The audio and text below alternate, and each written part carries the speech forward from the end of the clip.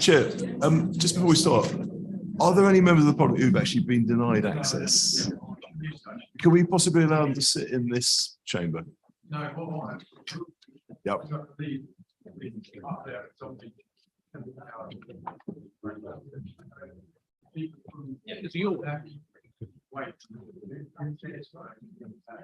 And all right. Okay. But in the interest of democracy, just we'd like to have as many people as possible. Yeah.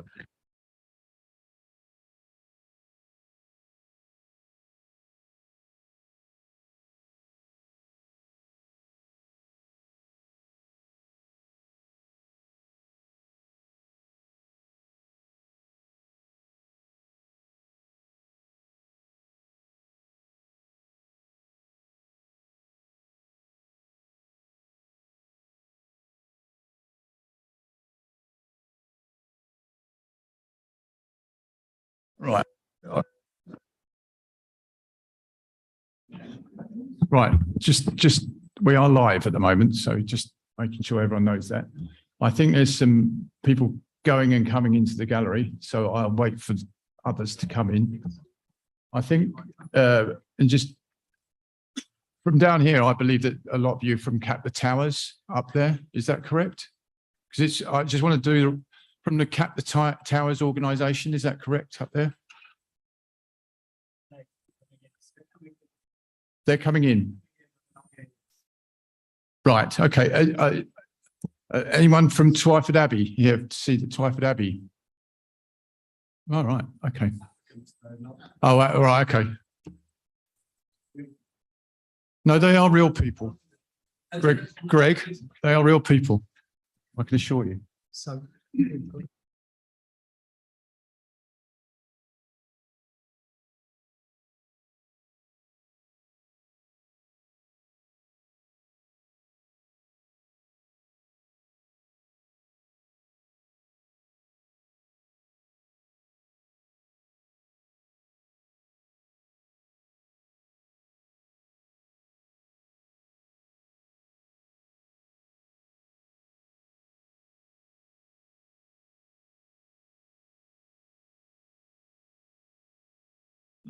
Yeah, I know. I'll explain.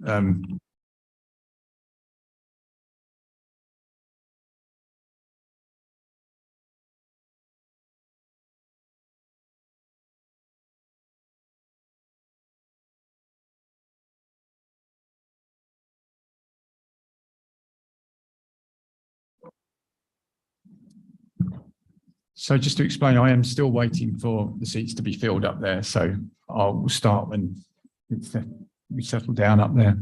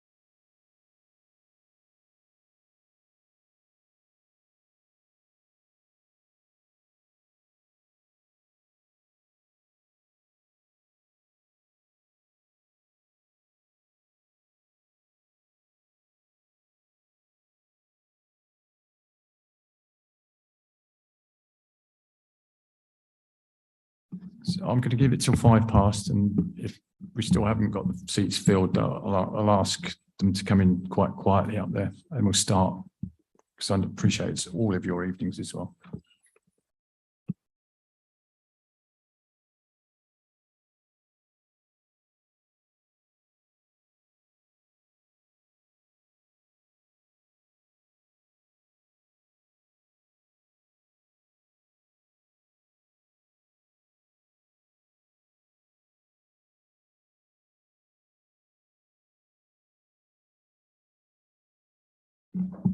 Can you not hear me? Is that? We'll try. We'll see if we can sort this out.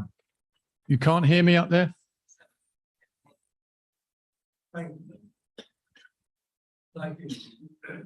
I'm looking across for consensus or not consensus there, and it's this kind of.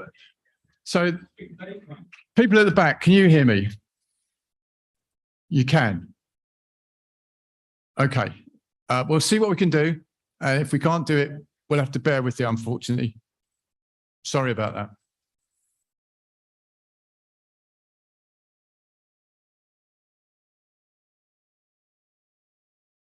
Sorry. So I'm going to ask you all, if we don't fix this, to speak up and speak into your microphones, please, tonight. Because at the best of times, it's not great acoustics up there.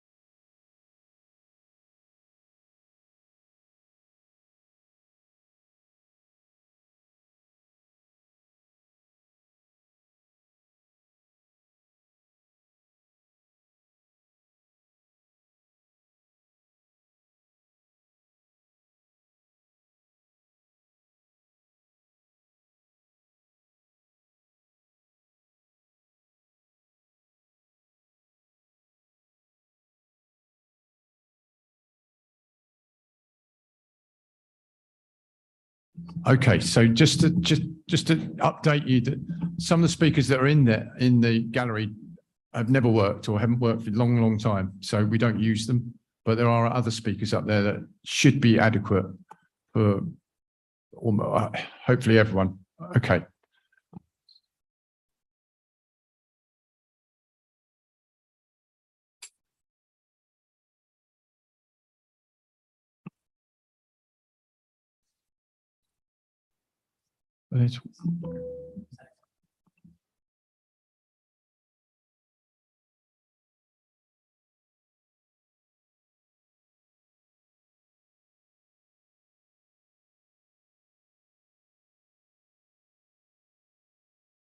Good. I've been told there's no more people waiting outside. Councillor Gallant, you'll be pleased to know. So your worry is eased.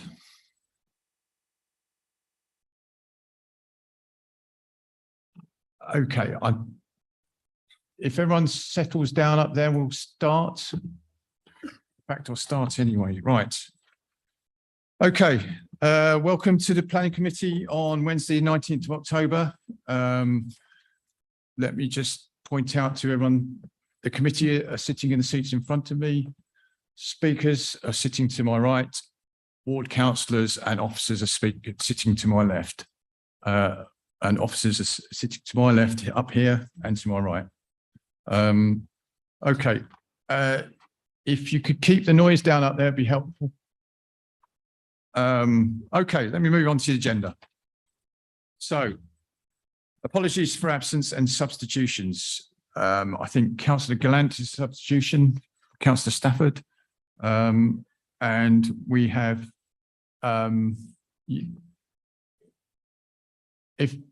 sorry, let me just address this. If you're talking up there, you're stopping other people around you hearing.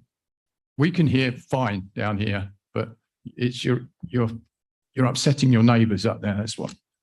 So anyway, let me move on. So apologies for absence. There's apologies from two councillors, Councillor Mohammed and Councillor Martin. Both family reasons they can't be here tonight. Particular family reasons. I won't go into the details. Any urgent matters? I'm not aware of any urgent matters. No one's indicating. Declarations of interest. I am not aware of any declarations of interest, but I'm looking at a committee now. Nope. Right. Okay. Let's move on. Matters to be considered in private. None that I'm aware of. None. Minutes of the last meeting on the 21st of September. Are they agreed? Thank you. Site visit attendance. Right, let me read out who was on the site visit on Saturday. Councillor Bastili, Mahmood, Pada, Gallant, myself, Hamidi, Iqbal, Kelly, Khan, Coley, and that's it. Pardon? I didn't miss you, Gary. Okay. Right, sorry. Right, so we've done that. So we go on to the substantive parts of the agenda, which is, firstly, we are going to follow, no, we're not. We're going to move the agenda. So I'm aware that there is quite a few concerned residents in the gallery for two of the items tonight, at least. So I'm going to move Friary Park to the top of the agenda, move Twyford Abbey up to the second on the agenda, and Stein Road to the third on the agenda. Hopefully that's okay with the committee tonight. Yeah. So without any ado, we can go on to Stein, no, not Stein, Friary Park, please. Chris, is that yours? Thank you very much, Chair.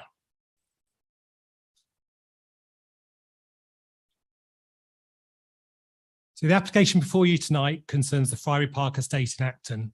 As you'll be aware, planning permission was previously granted for the redevelopment of the Friary Park in November 2020. That development included the comprehensive redevelopment of the site to bring forward 990 dwellings, including 45% affordable housing and associated community and commercial facilities, including a new community centre. That development has already commenced on site, and as you saw from your visit on Saturday, the structure for the tallest building is now complete. The application before you tonight seeks a revised comprehensive planning permission for the site. The fundamental principles of the previously approved scheme remain the same. As before, the application is a hybrid, with phase 1 and 2 submitted in detail and phase 3 submitted in outline and subject to parameters plans and a design code. Principles established by the previous application are retained and include large perimeter blocks, which include the tall buildings located towards the north of the site, a generous landscaped route through the site from east to west, terminating opposite Acton Mainline Station, the new community centre in the east, and commercial uses in the west, all remaining as previously proposed. The revised application as now proposed will deliver a total of 1,228 new homes, of which 455, 46% by habitable room, will be affordable. Of these, 315, or 74.2%, will be social rent and London affordable rent, and 140, 25.8%, will be intermediate tenure, shared ownership. The key differences between the previously consented scheme and that now proposed include the delivery of an additional 238 homes, by which 50% by habitable room will be affordable. The key differences include increased footprint and massing of blocks of blocks B3, C1, C2 and D1 located centrally and towards the northern part of the site. Increased height of block B2 located on the northern edge of the site from 12 to 17 stories. The creation of a community square in the heart of the development with a variety of community uses and facilities surrounding the square. Blocks E, F1 and F2 to the south of the development and of the proposed square are adjusted so that they frame and relate to the new public square. The introduction of affordable workspace to be delivered by the Creative Land Trust provided at 20% discount to market rent. Updated service arrangements also including provision of parcel consolidation centre. Proposals have been subject of significant objection with a total of 878 objections having been received. 56 support cards from residents of the existing Friary estate have also been received. As detailed in the report, the proposal delivers significant public benefits. Just taking through a few slides showing this difference between the consented and the proposed scheme.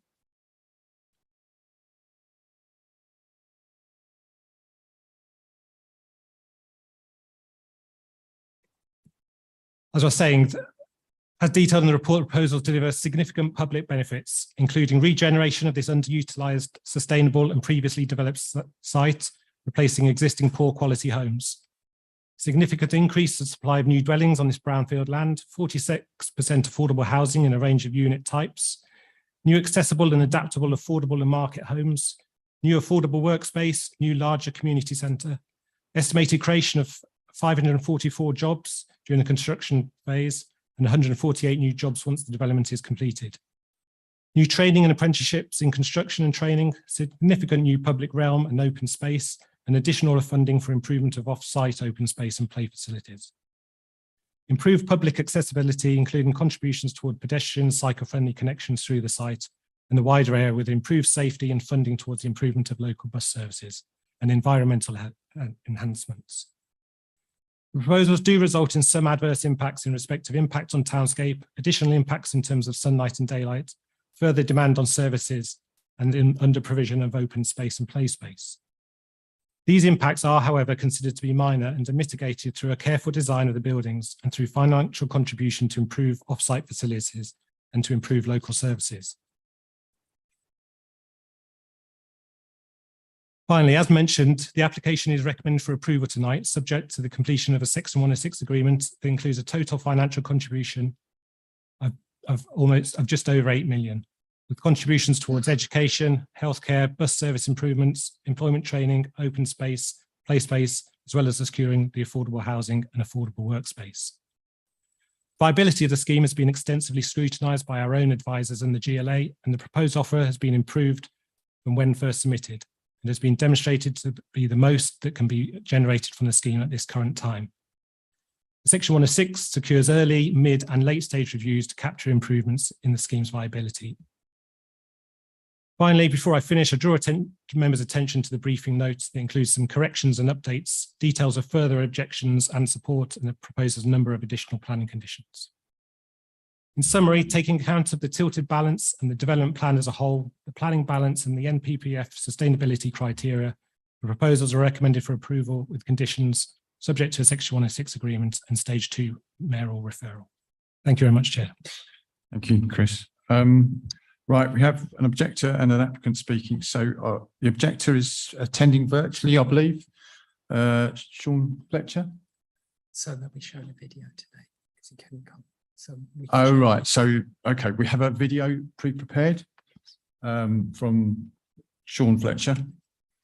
And we'll be playing, I presume it's 3 minutes. 3 minutes. Okay, all right.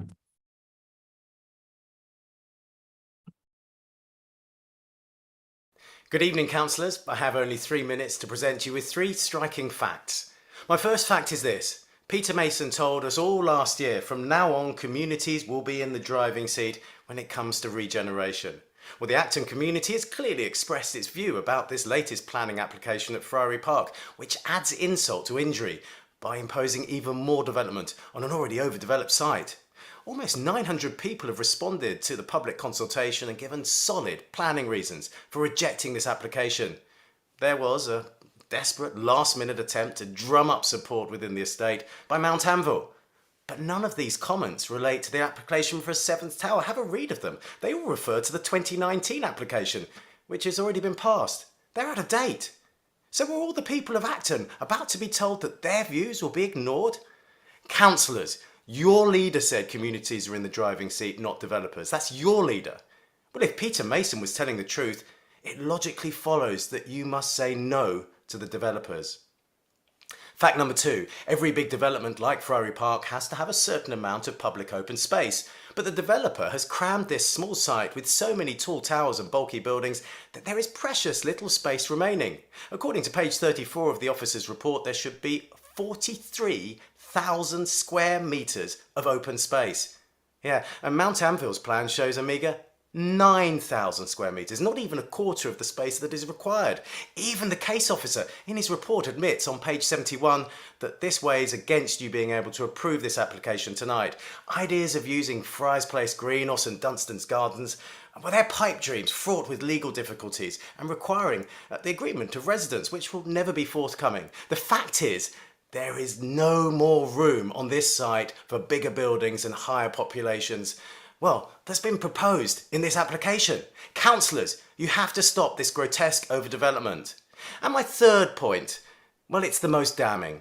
As a result of Grenfell, the London Fire Brigade has recommended that there should be multiple staircases in each of these tall buildings at Friary Park, including the 17-storey one you're being asked to approve tonight.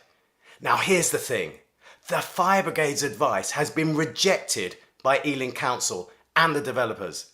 Other London boroughs, Hammersmith and Fulham for one, are following the advice about more than one staircase in tower blocks. We are a stone's throw from Grenfell. Councillors, this is a disgrace. God forbid that there should be another Grenfell at Friary Park because there's only one staircase for people to escape. It would be you, individual members of the planning committee tonight, who would have approved these dangerous, high-risk plans. Do you want that on your conscience? I'm sure you don't want to be on the wrong side of history, so I urge you to reject this highly flawed and unsustainable application. Right. I would say thank you, but he's not with us. So, okay, right. We have someone in person from the applicant, Cecilia Adri. I'm on Aridegby. I might have got that wrong. Sorry, apologies. It's Cecilia Aridegby. Thank you. Aridegby, sorry. It's okay. Would you like to come up or would you like to do it from there? It's entirely up to you. I'm happy to do it. And from you there. have 3 minutes, just as the objector did, and I will tell you when it's 30 seconds to go. Thank you. Okay. Good evening, everyone. My name is Cecilia, and I'm a resident of Friary Park for over 20 years and current chair of the Resident Steering Group, which has 12 members since 2014. Our purpose is to ensure the residents' voices are heard. We are seeing progress and love how the building works are coming along, and are excited about our future homes. Unfortunately, Friary Park is a sleeping estate. We want an active community where people will have a healthier lifestyle, feel connected to friends and neighbors, and feel a sense of pride to say, I live at Friary Park. Mount Anvil and Catalyst have asked residents what they want. They have listened, involved us, and have been transparent throughout the process. This trust has led to over 50 letters of support from current residents and support of the RSG. We love that the enhanced proposals include a community kitchen. Friary residents Nokita and Michelle will use the community kitchen to run their Earth Living charity, which feeds the homeless, elderly, and vulnerable people in the community. Gloria, a resident of Friary Park, and is looking forward to using the proposed community garden and potting shed to connect and socialize with neighbors as our community grows. This will be therapeutic for residents. The proposed cycle hub will be great for all residents, especially younger residents who want to learn how to cycle and live an active life. More outside spaces will allow present and future generations to connect with each other. The proposals include a mural art wall. Recently, Friary Park residents have been on a mural art tour in East London with Catalyst and Mount Anvil, and are looking forward to the artwork being at the heart of Ferry Park. The proposals include larger balconies. The pandemic has been depressing for us all and have affected so many residents' mental and physical health. Because we have no outside space, we are now looking forward to even larger balconies so families and friends can socialize together. The enhanced proposals will ensure we have a healthy, active, caring community living in a place where our families and friends will love to visit, and residents will 30 be seconds. proud of their homes with outside spaces and the community of Ferry Park. The resident steering group and residents strongly support the proposals and hope you will too.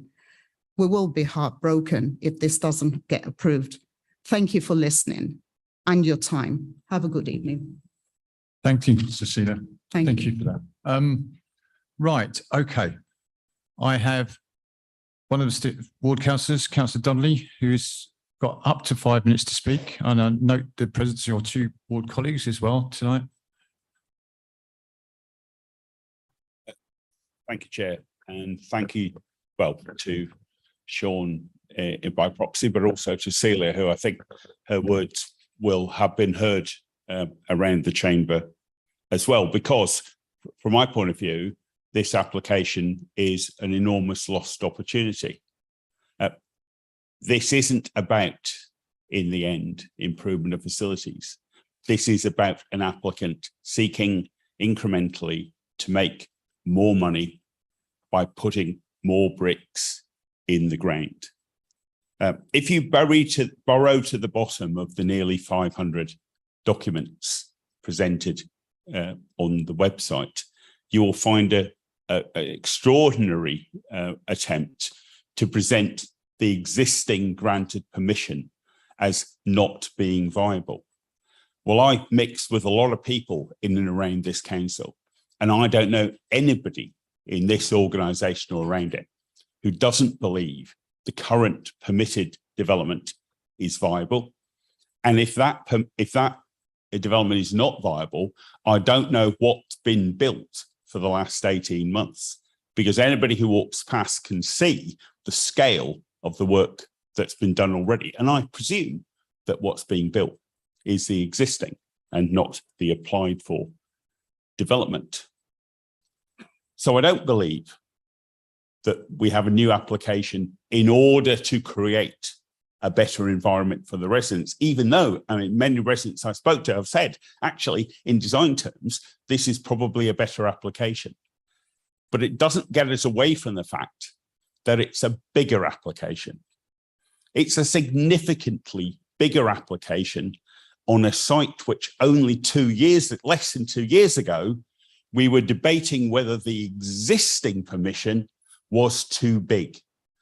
Well, the site hasn't got any bigger. What's got bigger is the ambition of the applicant to put buildings on it. And in swelling itself out, it's pushing its boundaries beyond the boundary of the park and laying claim directly or indirectly to the facilities of the broader area in order to make itself in any way, shape or form sustainable. The points about open space are right. There's no getting away from it. There isn't enough open space within the development proposed. There could have been had the developer, while reflecting after COVID, thought, well, so what we'll do is we'll go back and we'll tweak what we have. We'll build the same number of residences, but we'll make them better. We'll make the public space better. We'll make the community design better. They could have done that. But what they did was they came back to make more money from the project. Now, I hope, for the sake of Celia and all the residents, that what emerges, whatever is built at the end of this, one, is a hell of a lot better than what was built for you before. The previous estate was an example of the failure of the British construction industry to treat social housing seriously. It was so shoddy. But I hope that within it, you'll be able to find the space to make that community. I want to make reference in the supplementary briefing today, there's reference to an enhanced fire assessment. I welcome that. I feel I should note that because I think it's very important that this is one of the key concerns that people have, and they're right to have those concerns. I know, as a former member of the committee, how constrained you are in the reasons that you can give for refusing an application. But I do believe on this occasion that you have reasonable grounds to determine that something which was big enough already should not get bigger. Now, if at some 30 point, seconds. sorry, 30. as I say, it is a tragedy that improved design could not have been aligned to existing scale. That's not the approach the developer chose to take. And that's the reason that I feel obliged, apart from a principled objection to incremental applications, I feel obliged, as residents feel obliged, to raise my objection to it. But one way or another, I'm sure we will all look to make the new Friary Park a success for Celia 5 minutes. and her fellow residents. Thank you. Thank you.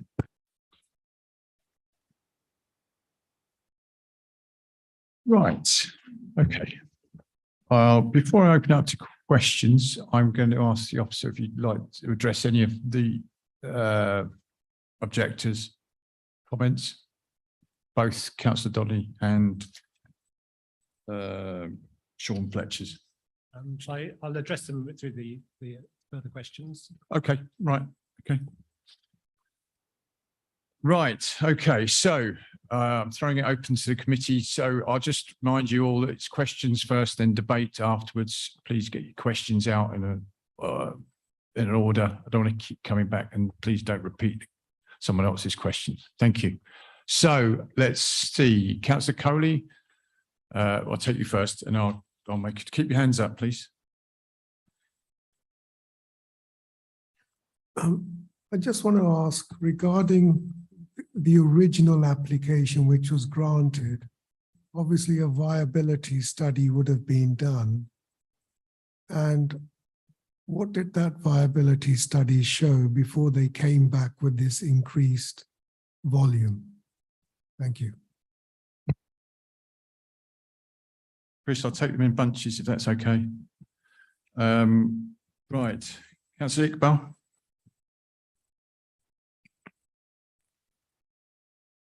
Yeah, just want to ask that. Can you please outline the affordable housing offer on site and the rent level which will be charged for these homes? Thank you.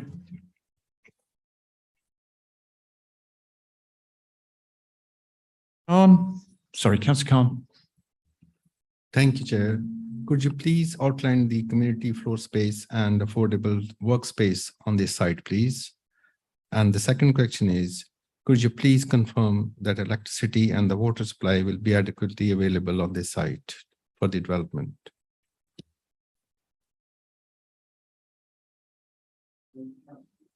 Mr. Mahmood. Thank you, Chair. As this is a growing concern about the access to the multiple staircases, is a really fundamental requirement for new tall buildings, or how we are dealing with that crucial concern and safety concern on that development? One more that's indicated so far. Councillor Gallant. My question is about fire safety, and I think that's been presented by Councillor.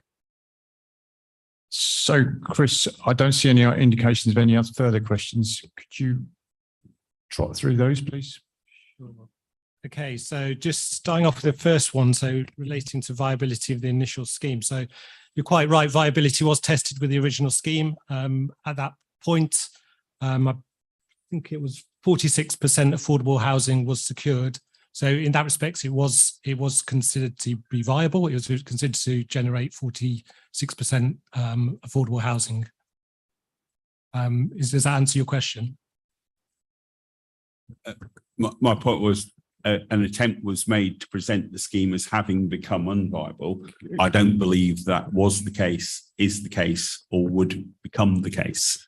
But it may Councillor not, Donnelly. that may go Councillor- beyond the officer's ability to answer. My apologies, Chair. I don't know what I was thinking. Perhaps you'll think next time.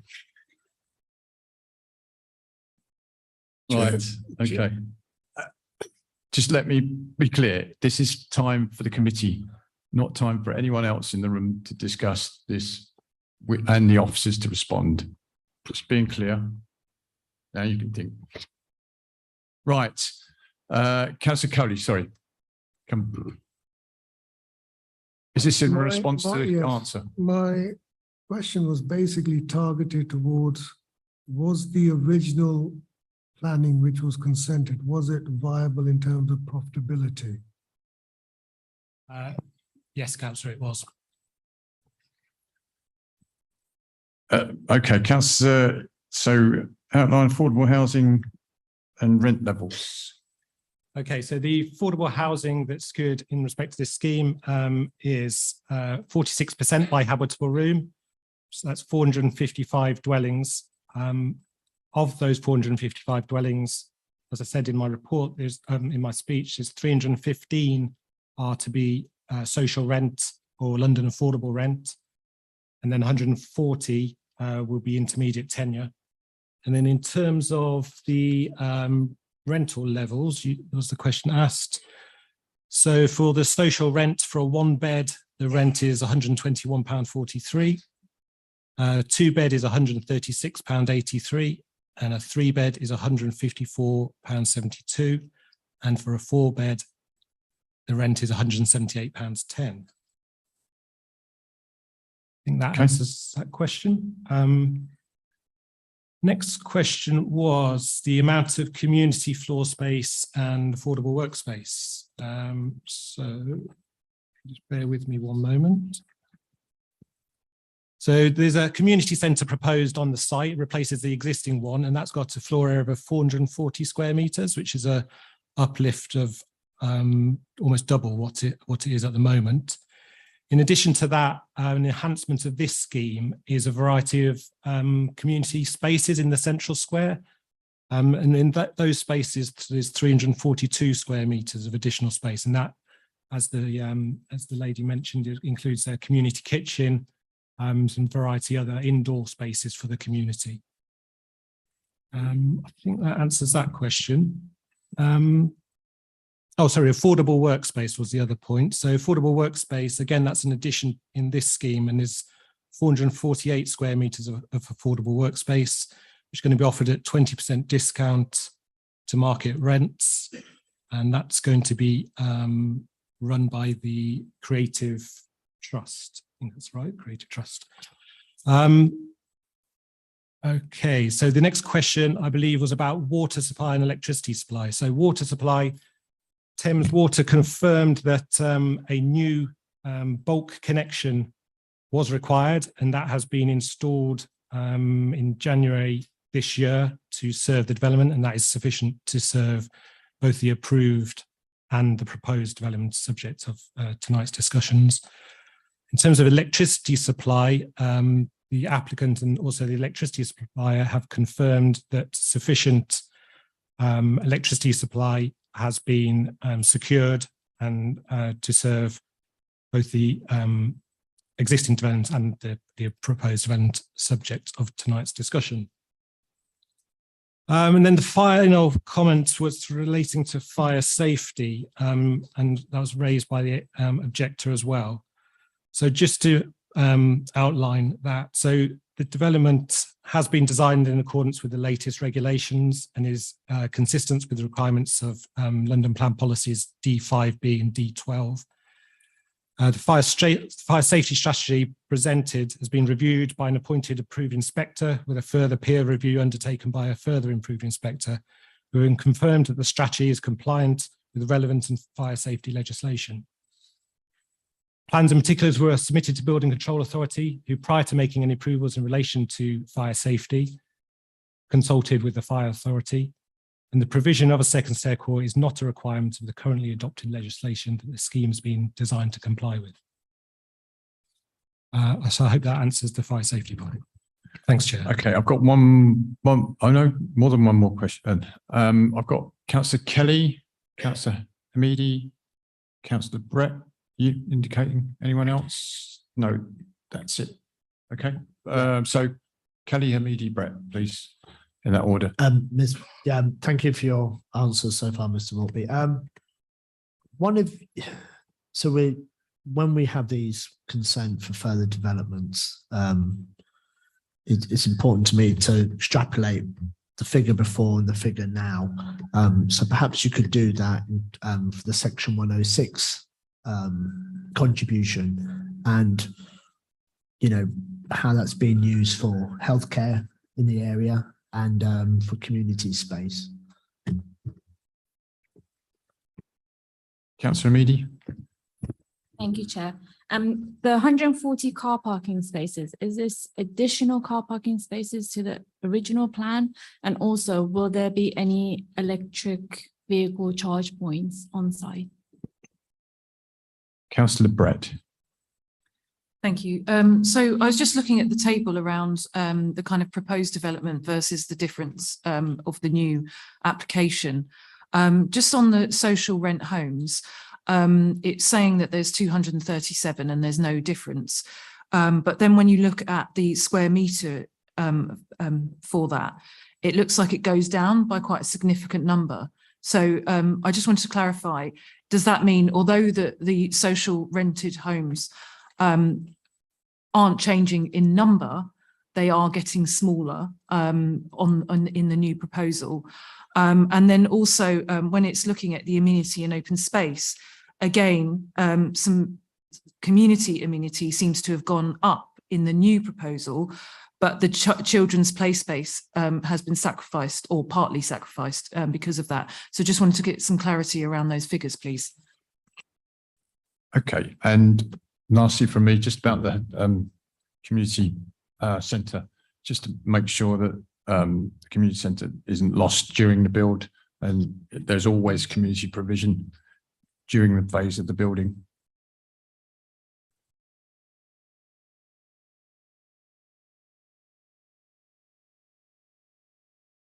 I'll take this, Chair. Thank you. So just firstly on the Section 106, so generally there's been a pro rata increase on the amounts previously secured to those secured now. On a number of the financial contributions, there's been a greater increase than pro rata. So for example, the open space, play space, there was a greater than pro rata increase. With regard to the bus services, the TfL came back to us and advised us what the revised amount was, and that was again quite a significant uplift from the previous application. So as I say, they've all been increased across the board. Most of them are pro rata. Some of them are significantly more than pro rata. Just on the parking spaces, so there hasn't been an uplift in the number of parking spaces from the consented scheme to that proposed now. It is essentially a car-free scheme, apart from those existing residents who are allocated or have a space on the site are being re-provided with that space. So there'll be no spaces for new residents coming in, but the residents who already live on the estate they'll have a space as they have now. So the spaces between the previously consented scheme and that proposed now stays exactly the same. There's a couple of clarifications in terms of floor area. So just on the EV. Oh yes, sorry, yeah.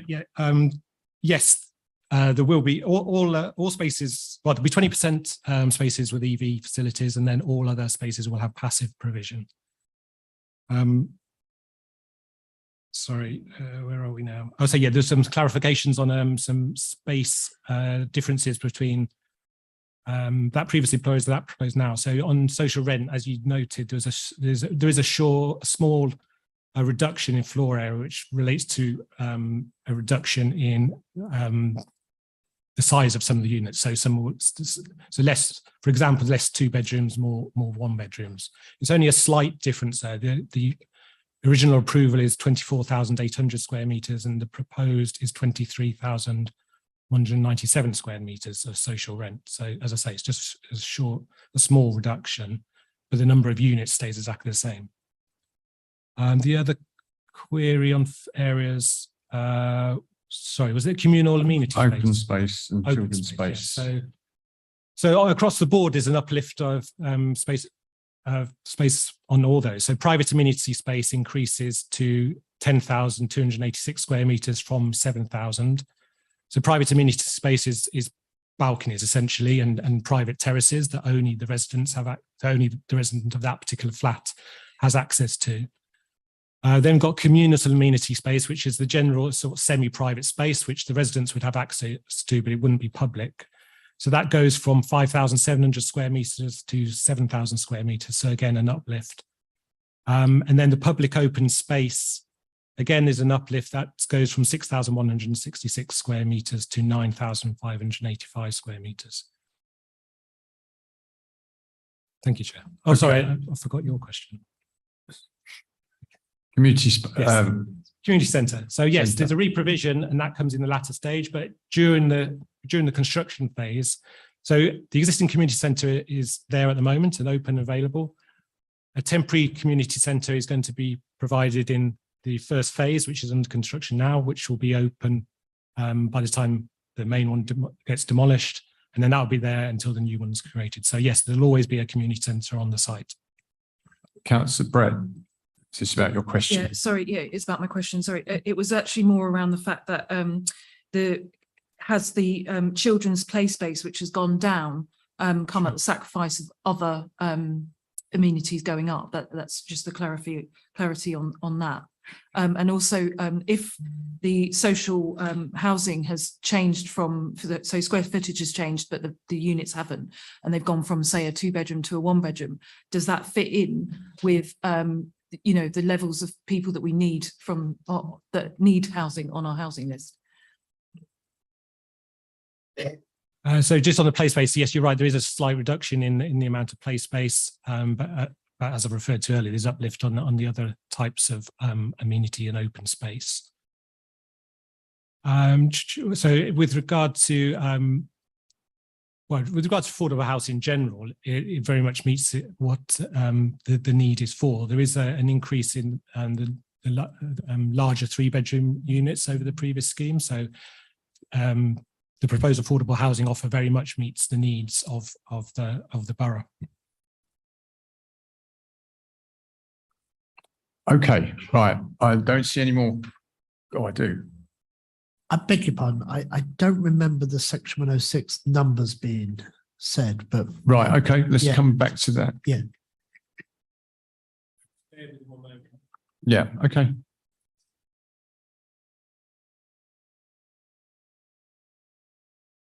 So what I don't have is the comparison of the previously approved numbers, but I can tell you what's been secured in terms of this application. So for education, we've got 1.6 million. For healthcare provision, we've got 1.3 million. Air quality monitoring, we've got 133,000. Bus service improvements, we've got 726,000. Health was 1.3 million. That was the people at home can't hear you, and people in the gallery, if you don't have your mic on, Yeah, just but repeat I that, mean- please, across. yeah, I beg your pardon. Sorry, Chair. Yeah, it was the health number that I was particularly interested in. Yeah. Obviously, documents are there. but- 1.3 million. Yeah, it'd be useful to have the comparison to the existing application, but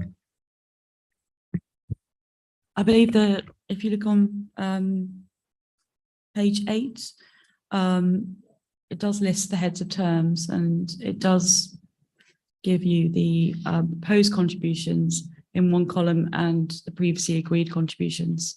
So it does give you the comparison between section 106 contributions. approximately 300,000 uplift. Yeah, okay, fine, thank you.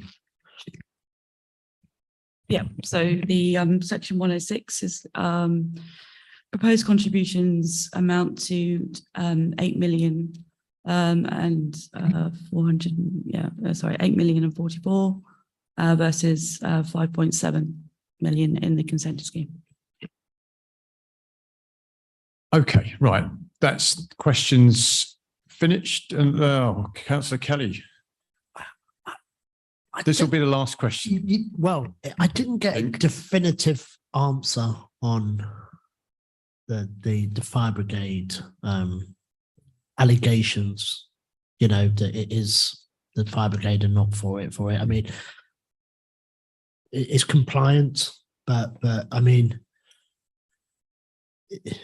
you know, is that absolutely assured? I mean, fire brigades would like to everything be on the ground floor and be beside a big reservoir of water. We understand that, but you know, are they have no qualms. They just want to get that in concrete terms. Can you give some concrete to Councillor Kelly? Well, I mean, there's no getting around. They did raise concerns about the strategy, but the detailed element of this scheme is under construction, as you've seen. So the plans have already been passed through building control. They've been assessed, so they have been approved, and they are compliant with the legislation as applies to that building.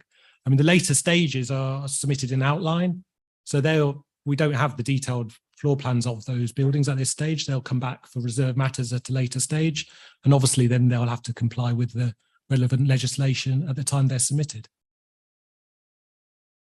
That's very useful. Thank you. Okay, right. I'm opening up to the committee members for debate. And please show your hands if you wish to speak in a debate or I see no hands. Councillor Gallant, I see hands now. Councillor Gallant. Yes, thank you, Chair. I do see improvements in this development. That is encouraging. And of course, what's also encouraging is that a higher building was not proposed and it was kept down. But I'm also mindful that this was already a densification. It's close to a very big transport hub. It was a 2019 application was a densification, rightly so on the original, the old design. I don't see why it should get denser, and so I will be inclined to vote against this application. Okay, did anyone else?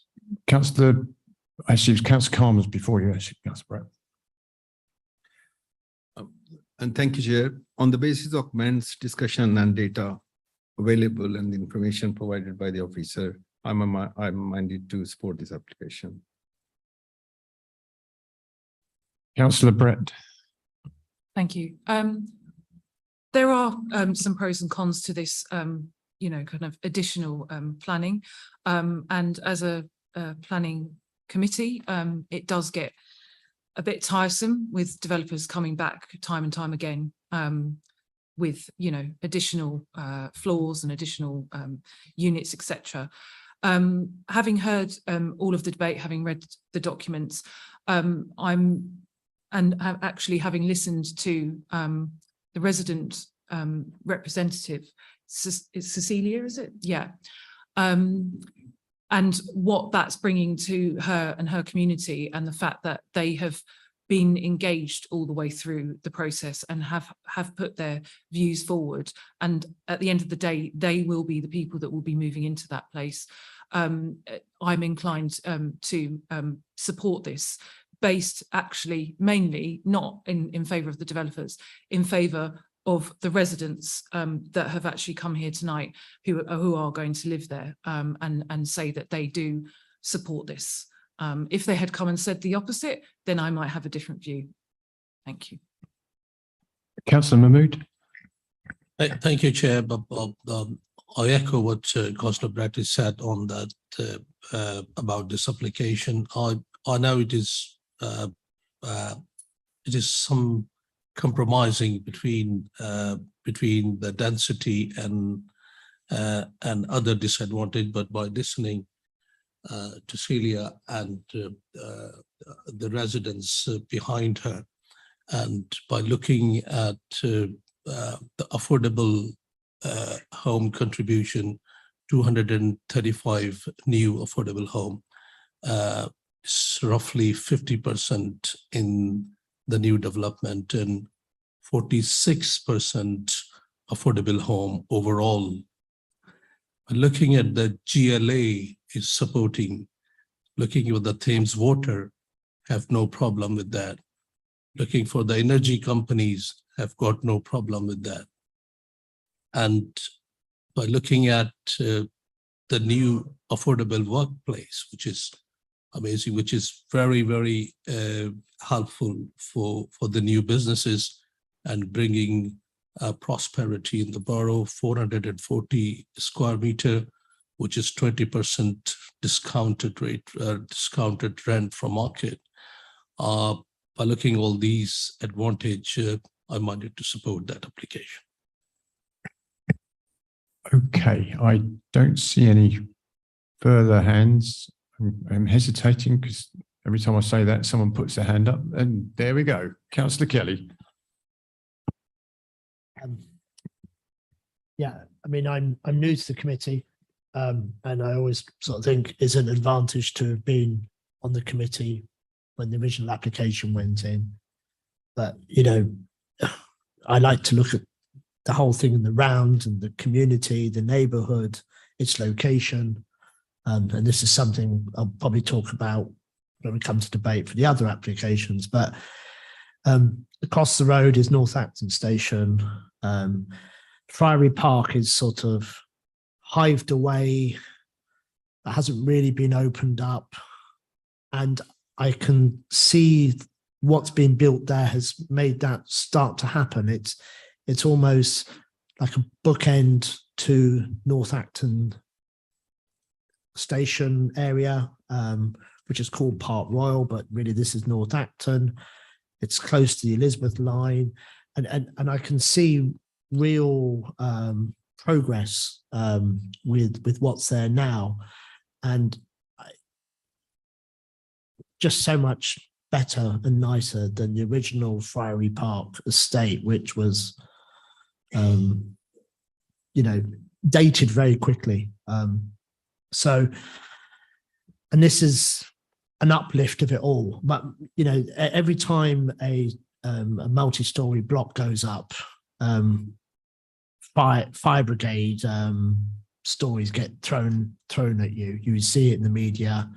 We've got the tragedy of Grenfell, which was a multifaceted things happened there. So I asked the question and again about the fire brigade, you know, and it will all come out. We can't second guess that here today. You know, I'm satisfied that we have a planning procedure, building control that will make sure whatever's built will be compliant for fire brigades. Uplift, it seems uplift. I'm sure there's stages where the application could have been better, but this is the application in front of us, and I'm minded to grant it. Thank you. Okay, I don't see any more committee members indicating. I'll probably hesitate too long. Someone will stick their hand up. So I'm minded to go to the vote. All those in favour of the application in front of you? Yes, all those in favour of the application in front of you, please show.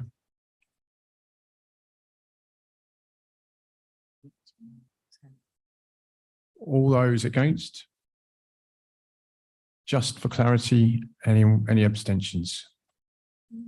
Right, so that application for Friary Park Estate has been passed. If people in the gallery wish to leave, it's up to them. They can stay. I'm not forcing them out. I'm just going to have a minute or so while the gallery, people in the gallery can move. Thank you very much, ward councillors, Councillor Donnelly, Councillor Taylor, Councillor Crawford. Thank you.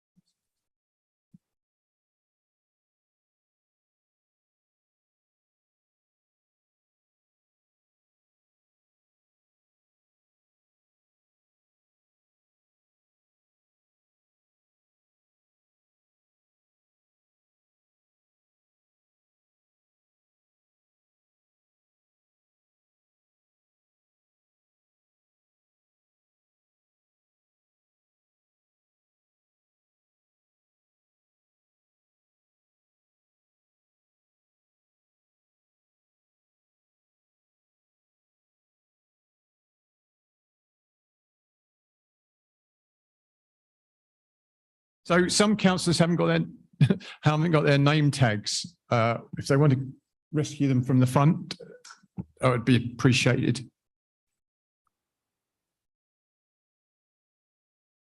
That's a no then.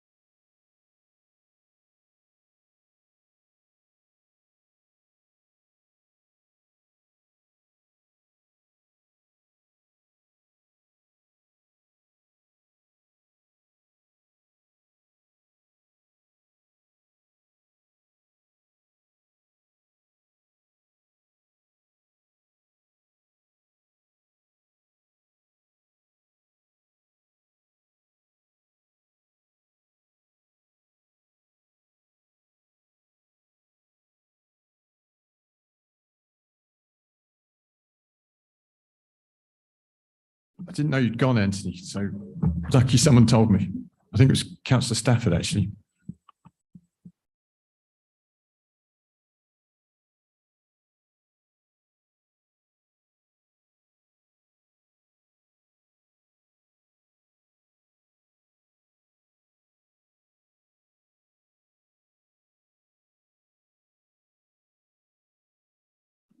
Okay, let's settle down, please, and we will move on to the next item on the agenda, which is Twyford Abbey Road. So Twyford Abbey, actually, in Twyford Abbey Road. Okay, we have two officers, James Young and Emma Bunting, introducing this, and can please start. Right. Thank you, Chair. Planning permission and listed building consent are sought to develop the Twyford Abbey site for 326 residential units. This would also include the repair and refurbishment of the Abbey and walled garden. The flats would mainly be provided within 7 new residential blocks at the northern extent of the site. The location of the site is shown on the slide, which is bound by the North Circular to the north and Twyford Abbey Road to the south. Both the vacant Abbey and the walled garden to its rear are Grade 2 listed and on Historic England's at-risk register, being identified as being most at risk of being lost. The site is designated metropolitan open land and a site of significance for nature conservation. James, just don't go right up to the microphone. Sorry, is it a bit loud? Yeah, it's a little bit distorted. So just if you, that distance should be okay. Yeah. Okay, sorry about that. The full list of designations can be found within the officer report, and a tree preservation order covers majority of trees on the site. The following are key site photographs which demonstrate the poor condition of the Abbey and walled garden. We can return to these if there are any questions. In terms of relevant planning history, planning permission was previously granted for development of the site for a private school. Only minor demolition works have been undertaken for that development, which is no longer being taken forward. The layout of the school is shown on the slide. For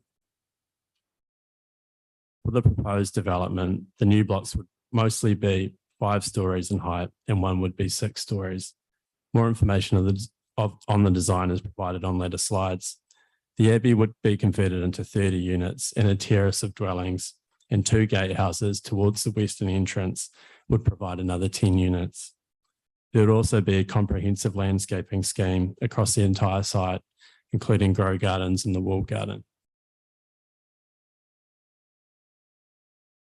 In terms of heritage in the proposed development, a key aspect of the proposals are the repair and refurbishment of both the Grade 2 and at-risk listed Abbey and walled garden and their long-term maintenance. The indicative drawing on the right shows the various external works proposed to the Abbey. which includes the reconstruction of a 1960s extension in a style to complement the Abbey. Internal historic features of significance would be retained or reinstated, namely the highly significant principal rooms and main entrance hall, which is shown on the slide to the left. Public access would be provided to the principal rooms as well as the wall garden. A total of 255 representations have been received across both applications. That includes objections from Rupert Hart, Member of Parliament, 2 ward councillors in the West Twyford and Birkdale area residents associations. The councillors are Fabio Conte and Athena Zisamos. The West Twyford Primary School also objected. Key issues raised are shown on the slide and covered in full within the officer report and briefing note. A key matter of the principle of the development is the impact on metropolitan open land. The site qualifies as metropolitan open land through its openness, its historic structures, excuse me, and biodiversity values. However, it is also in private ownership with no public access. The development would have a similar built coverage to the approved school, though the buildings would be of a larger scale and height, having more of an impact. The proposal would concentrate the impacts of the development on the least open part of the site, and the impact is considered to be less than substantial. The openness of the southern part of the site would be enhanced through landscaping and provision of public access. The National Planning Policy Framework, paragraph 147, requires any harm to metropolitan open land to be outweighed by very special circumstances. In this case, the development comprises of a significant public benefits package, which is considered to outweigh the harm to metropolitan open land at the northern extent of the site. A full list of public benefits are shown on the slide and discussed in depth in the officer report. The key ones are the repair and refurbishment of the Grade 2 listed Abbey and wall garden, public access to the Abbey, grow gardens of the wall garden and through the site, transfer of the southern lawn to the London Borough of Ealing for public use, and provision of public pedestrian and cycle access through the site. The other main principal consideration is the heritage impacts. The development would overall enhance the heritage values of the site, though some harm would be caused through the increased density and urbanisation around the listed structures and the presence of the buildings and views of those. The most impacted view is that shown on the top right of the screen, which is blocks J and K seen from the front of the Abbey. The NPPF requires less than substantial harm to be outweighed by the public benefits of a proposal, and it is considered that the aforementioned public benefits would outweigh this low-level harm. It is also noted that development will bring the heritage assets back into viable use. As demonstrated by the images shown, the blocks of flats proposed would take specific architectural reference from the Abbey in respect of their chamfered edges, materials and castellations. The following images show the new blocks from the front elevation of the Abbey, looking westwards from outside the walled garden to blocks J and K, and eastwards from within the walled garden to the blocks in that direction.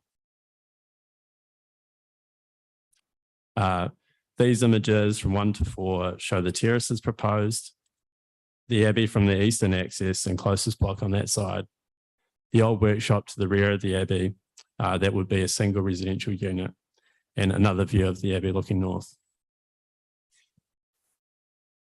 In terms of affordable housing, the development will provide affordable housing provision of 36% affordable units by habitable room, with a 10-year split of 66% London affordable rent and 34% shared ownership, thereby qualifying for the Mayor's fast track route. The affordable housing would be subject to an early stage review mechanism of the Section 106 legal agreement that would be triggered if an agreed level of progress is not made within 2 years. A high proportion of the 2 and 3 bedroom units, a high proportion would be 2 and 3 bedroom units, being 53 and 13% of the development respectively. 87.5% of all rooms meet and surpass daylight and sunlight targets of the building research establishment guidelines. 71% of units have a living room within 90 degrees of due south. 52% of units with dual aspect, with single aspect units largely east or west facing.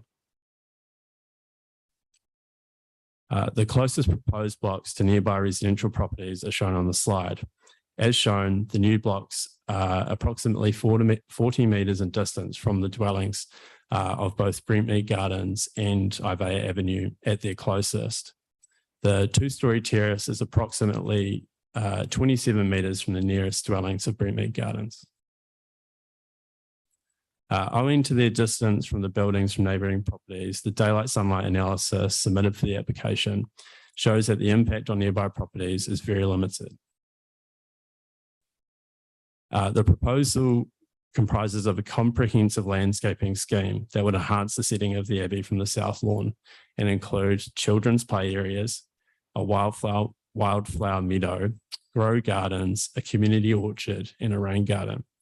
Sufficient provision of play space and amenity space have been provided on site, and Council's landscaping team did not request a financial contribution for off-site provision. While some clearance of existing vegetation is proposed, there is a comprehensive landscaping scheme proposed also. This includes improvements to grasslands, planting of an orchard, installation of bat boxes and other measures that would result in an improvement to the sink, a biodiversity net gain, and a positive urban greening factor. All 157 trees to be removed would be replaced on site. There has also been a financial contribution of £100,000 for planting of trees off site. The existing accesses into the site on Twyford Abbey Road would be utilised for vehicles. 100 car parking spaces are proposed, which is below the maximum standard of the London Plan. They would be mainly at the rear by the North Circular, the parking that is. Vehicles would not be able to loop around the site, and the layout has been designed so it would not become a rat run. Cycle parking storage is compliant with the London Plan and would be provided throughout the site. Highways works are proposed at Twyford Abbey Road to improve its safety. Raised tables would also be installed at both accesses to ensure vehicles enter and exit the site slowly. The development would achieve a 68% reduction in carbon dioxide emissions and a financial contribution of $297,540,000 has been secured for carbon offsetting. While the site is partly within flood zones, the drainage principles have been agreed and a condition has been recommended for the detailed drainage designs. It is recommended that both applications are granted and the full application be granted subject to the 106 terms shown on the slide. The member's attention is also drawn to the briefing note, which summarises the objections received since the officer report, corrections to the report, and minor changes to the recommendations. Thank you. Okay, thank you, James. We have an objector and an applicant speaking this evening. So over to the objector, John Paul Biani. Biani. Sorry, apologies. Okay. Councillors, many thanks for allowing me to represent the views of the West Twyford Residents Association. It is obvious from the objections of over 250 residents, our MP, our ward councillors, and the West Twyford Primary School, which is adjacent to the site, that the local community does not want this monstrous development for many reasons, and we are shocked by Ealing Planning's recommendation, to be honest. We believe the planner should have thrown this out at the pre-planning stage, as the whole site is subject to MOL, as discussed, and is further subject to the site-wide tree preservation order, which disturbingly the Ealing planners have failed to address in any significant detail. The Deputy Mayor has already, I quote, advised Ealing Council that the application does not comply with the London Plan, as the site is within designated MOL and does not meet any of the exceptions set out in the National Planning Policy Framework. It represents inappropriate development and must be, by definition, considered harmful.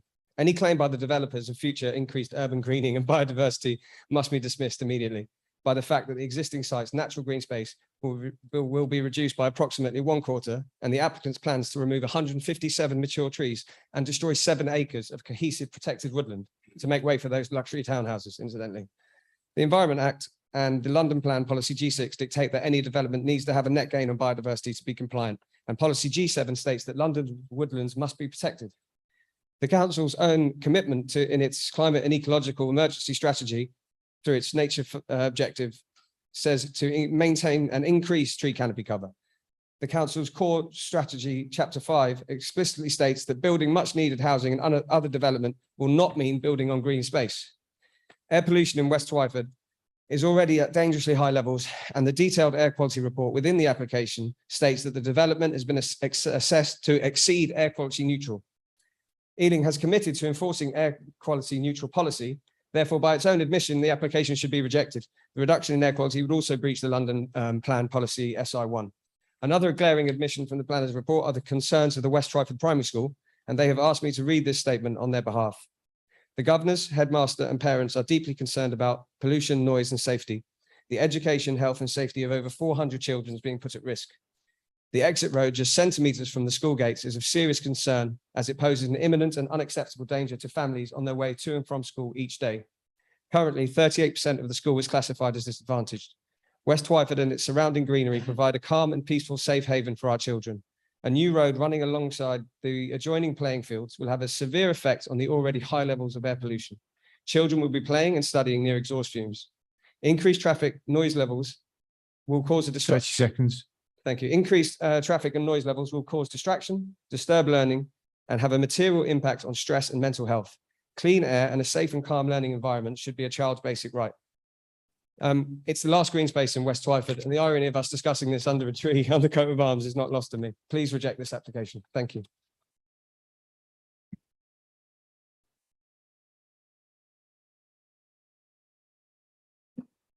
Thank you very much. And thank you for being within 3 minutes as well. Thank you. For the applicant, we have David White. You have 3 minutes. I forgot to mention 3 minutes to you, but you obviously knew. And I'll warn you at 30 seconds. Thank you, Chair. Good evening, Chairman and Councillors. My name is David White. I'm the Development Manager on the Twyford Abbey site, representing Latimer, who are the Housing Association, Clarion Housing Group's development arm. Unlike other developers, we are not the private developer. We do not make a profit, and any surplus that is generated is reinvested back into delivering more affordable housing. The Twyford Abbey site has been vacant and deteriorating for the past 34 years with no public access. Our proposals guarantee the long-term future of the site that will benefit Ealing and the local area in 3 key ways. Number 1, we will save the Grade 2 listed Twyford Abbey building and Wall Garden from further dereliction. The historic building, as has already been alluded to, is identified by Historic England as the highest priority for intervention, being at risk of immediate rapid deterioration or loss of fabric. Our proposals will sympathetically restore the Abbey building and bring it back into residential use, with the opportunity for local groups to use the principal rooms on a managed basis, an approach that is supported by Historic England. Number 2, our proposals will deliver a high number of affordable homes on the site. We commit to delivering 36% of the 326 homes as affordable accommodation on a habitable room basis. This is a total of 110 new affordable homes in Ealing, 70 of which will be at London affordable rent, a total of 24% on a habitable room basis. Shared ownership homes will also be provided to enable people of all generations, including key workers, to get a step on the housing ladder in Ealing at an affordable level. Clarion, as an affordable housing provider, will seek to deliver additional affordable housing over and above the 36% if we can secure additional funding in the future. We have worked closely with officers to ensure the delivery of tenure-blind homes with a high quality and inclusive design for every aspect of the scheme. Number 3, our proposal will deliver the currently inaccessible 1.2 acre South Lawn as a new public park for all to enjoy. As you probably saw on the site visit, the South Lawn is an important aspect of the setting of the listed building. It is important to us that the opening of this space is protected for future generations, and we commit to transferring the South Lawn to the London Borough of Ealing to safeguard this. Additionally, the restored Wall Garden will be open to members of the community on a managed basis as grow gardens, thank you, Chair, and for fruit and vegetables and an orchard. There will be no net loss of trees on the site, and £100,000 of Section 106 contribution allows for off-site tree planting in Ealing. We agree with the Ealing Civic Society, who note, and I quote, "We are supportive of this scheme and the sympathetic restoration and consider its conversion to high-quality residential apartments to be appropriate." 3 minutes is up, unfortunately. Okay, thank you, Chair. Thank you. Okay, We have two ward councillors speaking this evening who have agreed to share the time of up to 5 minutes. Councillor Zizamos, would you like to begin? And we will try, I'll tell you when it's 2 minutes, so you've got 30 seconds to go. Okay. Okay. Hold on, let's reset the clock. Go ahead, go on. Thank you for allowing me to speak today about the Twyford Abbey application. I urge you to reject it. Twyford Abbey and its surroundings have been around for 1,000 years and we recorded the Doomsday Book. The area is a site of importance of nature conservation. It has a blanket TPO on its trees and it is a piece of MOL that deserves to be protected and should be continued to be protected. The destruction of over 157 trees in the only green space in West Twyford to build flats is not acceptable. The report accepts that the trees that will replace them will not be of the same stature. There'll be saplings, there'll be ornamental ones. There won't be the same thing. There is an acceptance that some of the other trees are going to be replaced in another part of the ward. Obviously, in that part of the ward, which is the least green, the poorest part of the ward, is going to have trees that they have been given to the richer part and the greener part of the ward, which is all wrong. And it's not acceptable to allow that to happen. The GLA does not recognize that this is an acceptable reason to build on it. And I don't see how come Ealing officers think it's okay when GLA does not think it's okay to build on MOL, and none of the criteria that they would require to allow to be built have been reached. Apart from that, a lot of the technical details are missing. The biodiversity criteria of how it should be rated has not been done. Yesterday, I was at a biodiversity, how Ealing's introduced BAP. 30 seconds. It's just been thrown away and it's not even applied here. You can't, something that's not been touched for 10 years has biodiversity happening, and which thrown it away and it's not going to come back that quickly. So please, please think of the people that live in West Twyford.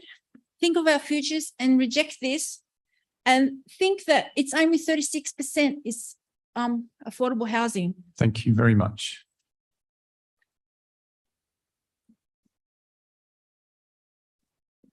Councillor Conti, hold on, we'll reset the clock. Again, you know the score, you've been in several times before. Okay, Councillor Conti, away you go. The GLA Stage 1 report is crystal clear. Policy 147 of the NPPF applies, and this proposal therefore represents inappropriate development on MOL. There would need to be very special circumstances under paragraph 149 to construct new buildings on this site. But do any of the 7 special circumstances outlined in the framework apply here? Well, special circumstances A, B, and E do not apply. They relate to forestry, villages, and sports facilities. Special circumstance C and D, the extension, alteration, or replacement of a building that is not marginally larger than the one that it replaces. Well, this can't apply here. The current proposal will see the building footprint increase by almost 300%. The blocks with up to 6-story high, visible from outside the boundary, as in accordance with the GLA report, results in harm not only to the Grade 2 listed walled garden, but St Mary's Church, not to mention the impact on neighbouring properties on Ivor Avenue and Brentmead Gardens. In 2012, this council rejected a plan that saw only 90 units being built with a limited woodland destruction. Special circumstance F, limited affordable housing for local community. While the GLA does not consider the affordable housing provision being offered here to constitute a special circumstance, because only the very minimum requirements being offered for the harm that it is giving.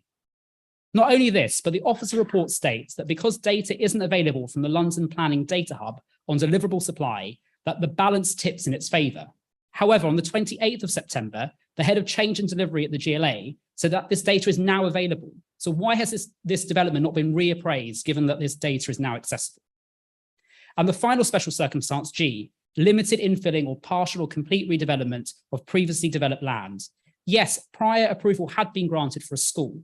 The school use fell onto the London Plan's social infrastructure policy. No building was constructed on this application. So how can this constitute previously developed land? Never mind, this is no longer 30 seconds. for social infrastructure.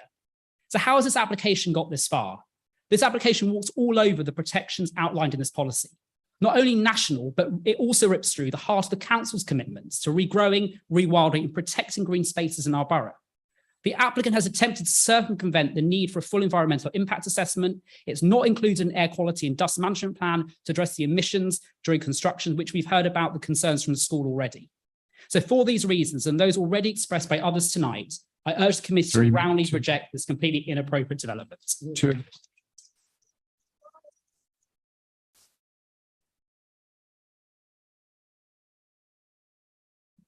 You strayed over, but that's okay.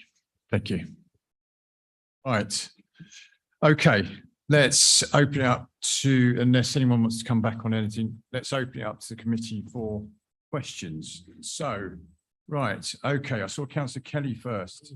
I'll go. Hold on. Sorry, I thought you wanted to. Yeah, keep your hands up and right, carry on, Councillor. Yeah, thank you, Mr. Young. This is some discussion about pollution from the North Circle, etc. But electric vehicle points in the car park, is that something? Something escaped me in the application. If so, how many and what's your? There would be electric vehicle charging provided, so 20%.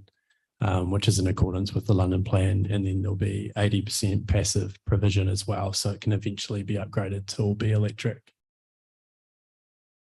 Can we do better than 20%? Seems, you know.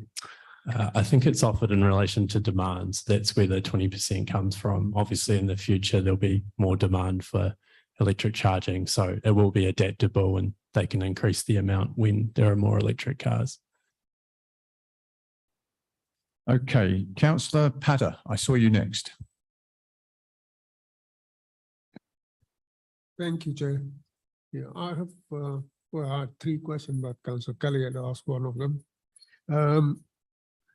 It's the question is on around TPO trees, the damaged ones. Would they be removed, and if they're removed, would they be replaced or would they be kept? And the other thing is the site is prone to flood. The north side is high risk, according to the report. I need some assurance on those. Thank you. I'll take a few. Okay, sorry. Councillor Coley. Thank you, Chair. My first question is around the walled garden, the management of the walled garden. I believe even the school nearby will have access to this. How is this going to be managed and looked after? My second question is based on, as the transport report considered obviously when cars are coming in and out of the site, especially when kids are going to school and leaving school, has any measures been put in place or what consideration has been given to that? My third and final question is, obviously I am concerned about the noise pollution generated by the traffic going up and down the North Circular Road. I would like to know what the distance is of Block K and Block A from the North Circular Road. So the closest edge of the North Circular Road to Block A and to Block K. Thank you very much. I'll tell you what, can we take those five? Now I'll come back, if that's okay. Sure. In terms of the TPO trees, all the ones that will be removed from the site, which is 157, will be replaced. I'm not sure if what's specifically proposed in relation to damaged trees, but again, all the ones that will be removed will be replaced. Plus, there's also the tree planting offsite that will be secured by the 100,000 given to the Tree Services Department. In terms of flood risk, there have been drainage designs submitted for the application, which have been reviewed by Thames Water and our sustainable drainage consultee. There was a lot of negotiation, but that's all been agreed. There is a condition being recommended, which would require detailed drainage designs to be submitted, but all the principles have been agreed. And I'd also like to point out that the site is within flood risk zones 2 and 3, but that's only sort of a portion of the site in the northwestern corner, I believe. In terms of the management of the walled garden, we've put a condition on the consent which would require a plan to be submitted by the applicant that would cover the full management. So times people are using it, allocation of equipment, things like that, just to make sure it's all functional and that the community use will actually be provided and it will be a meaningful use to the community as well as residents of the development as well. So that'll have to be approved before the development is built if this is approved. With the transport impact on the school, it is an existing access onto Twyford Abbey Road. It is noted that there will be more cars coming out of the site and into the site given the new units. In order to mitigate that, the Section 106 agreement has captured a sum of money which would be spent on the road to improve transport safety. There'll also be raised tables, which I think I mentioned in the presentation, on both accesses, which means cars coming in and out will have to do so very slowly. Another part of the design for the western entrance, which is the one right by the school, or the design of that will have to take into account pedestrians moving across it as well. So the detailed design of that will be subject to the 278 agreement between the applicant and the council, but those works and the money is there to make sure that's safe.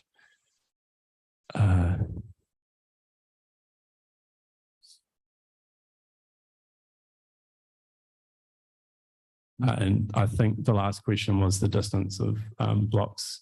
Yes.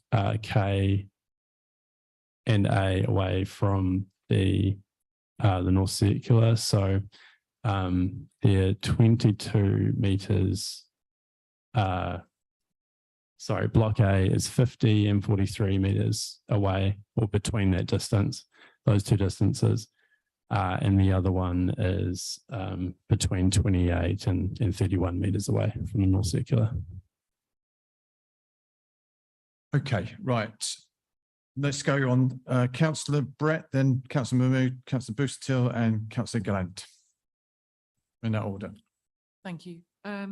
So just wanted to go back to some of the points that were raised by the official objector, just to get some kind of basically the response on some of those. So just around the special circumstances for developing MOL, and then also around the kind of the air quality issues that they brought up too. So those are the kind of a couple of the key points that I'd like to get a little bit more clarity myself, but also for the audience as well. On this, James, hold on. I know you're eager to answer, but let's package them up, please. Councillor Mahmood, please.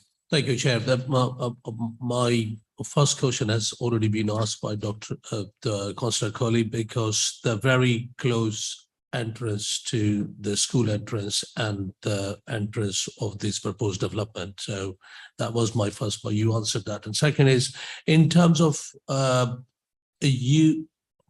how this development will be beneficial for the community, the outer community or existing community, could that be the community space can be used on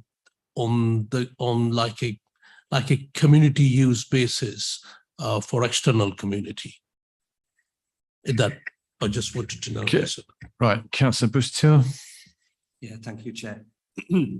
The first question is basically, I think Councillor Brett's touched on this, but on page 247 of the report, it's mentioning very special circumstances about building on Metropolitan Open Land Mall.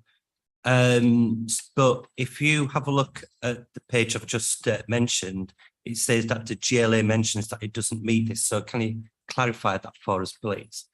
The second question is, if you're felling 157 trees on the land, how many trees have been planted on the actual site and how many off the site? And thirdly, this is well, basically the benefit of everyone on the committee is, were objectors' concerns put forward to the applicant in the consultation period between December 2021 and June 2022? And if so, was any of the objectors' concerns addressed and the proposals changed prior to the final submission of the application?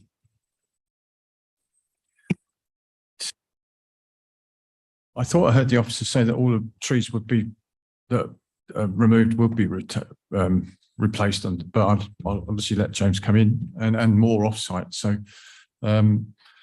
okay, let's take those, James, for now. There's 3 more people waiting.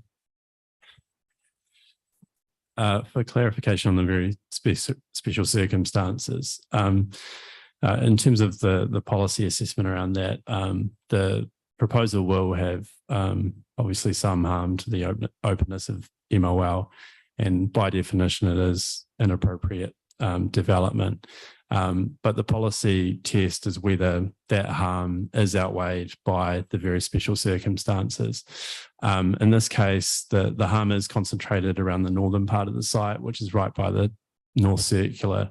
The site is also in private ownership at the moment, so it's not in use by the public. So the proposal would actually enhance MOL on the southern part of the site, where there would be a park provided for residents and where new landscaping will be provided, and the setting of the Abbey will be enhanced.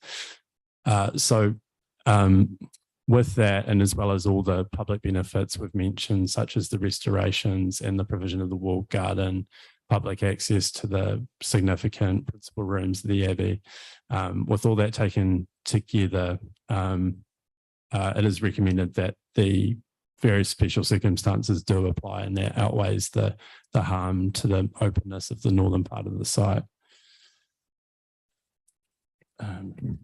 Hold on a second, James. I was just going to come in on that point in terms of the GLA stage 1, because I think it's worth noting, obviously, the stage in which the comments were received during the application assessment.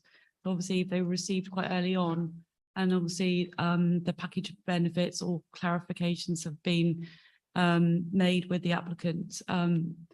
That's the difference. So whilst they've rightly pointed out, obviously, the various paragraphs in the NPPF, it's quite clear that they wanted to be satisfied that the public benefit package would be satisfactory in order to confirm the very special circumstances.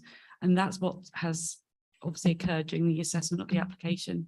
So it's quite usual for the committee to see comments in that way, and they're either clarified through the course of the application assessment or prior to any stage 2 if it gets to that stage.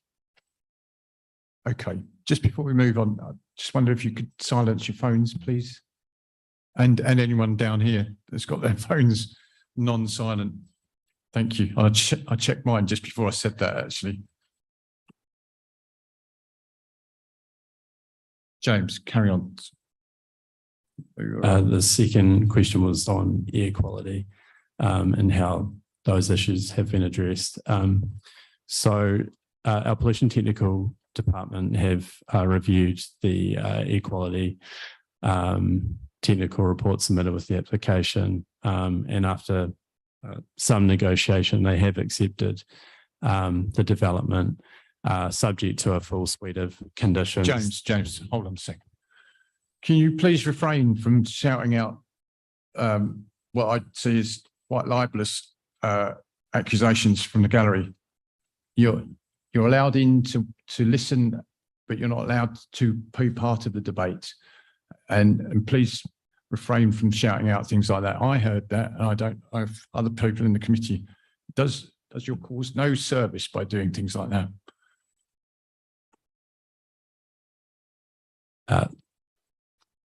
So they've accepted the technical reports done, subject to 4 or 5 conditions. So there'll be further work done in terms of air quality, both in terms of the development itself, but also the air quality of the area surrounding the site. The North Circular, for instance, where air quality isn't great. So that has been reviewed and accepted, subject to conditions.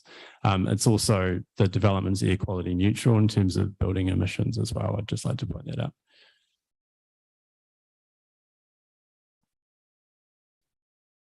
I believe the next one was benefits for the wider community. I'm not sure where the line is drawn between sort of the community and wider community. And in theory, there's nothing stopping people who live a little bit further away from using things like the wall garden and principal rooms. That is subject to the Section 106 and conditions. So some of that detail is yet to be worked out. But the southern lawn, so the area to the south of the Abbey, that will be a public park. So that will be for anyone to use. So anyone in the area that's close enough to make their way to the park will be able to do that.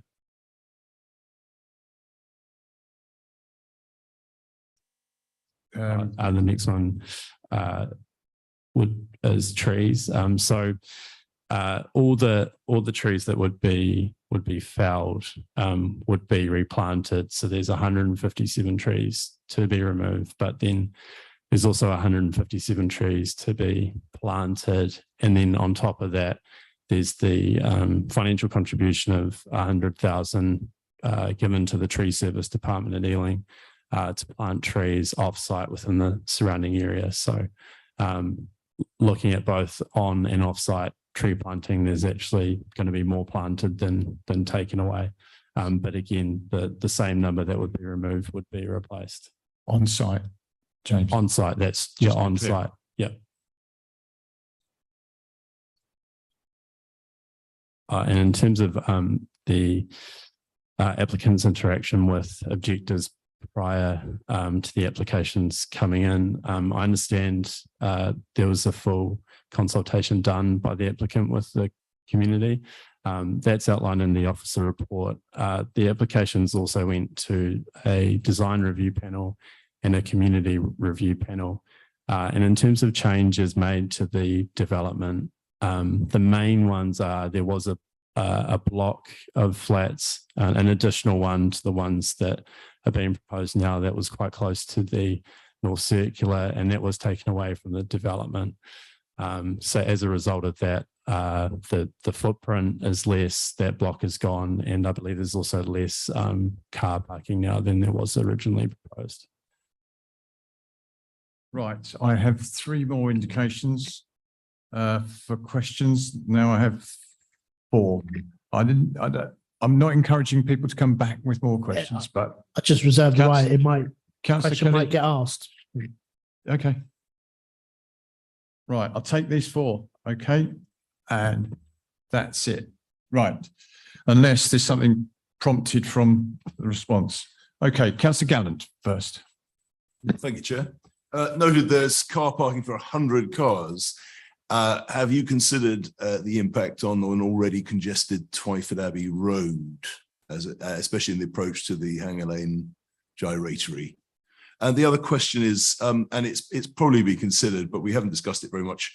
Has there been a full structural survey? Is the extent of repairs known that's needed on the main building, at the old part of the main building?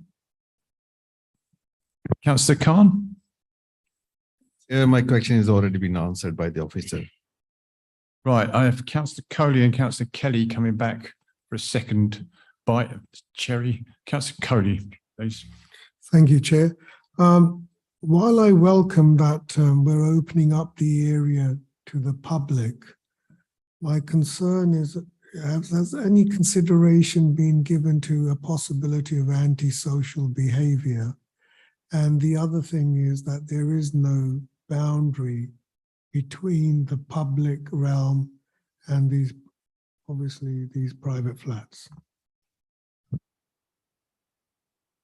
Councillor Kelly, has your question be asked or?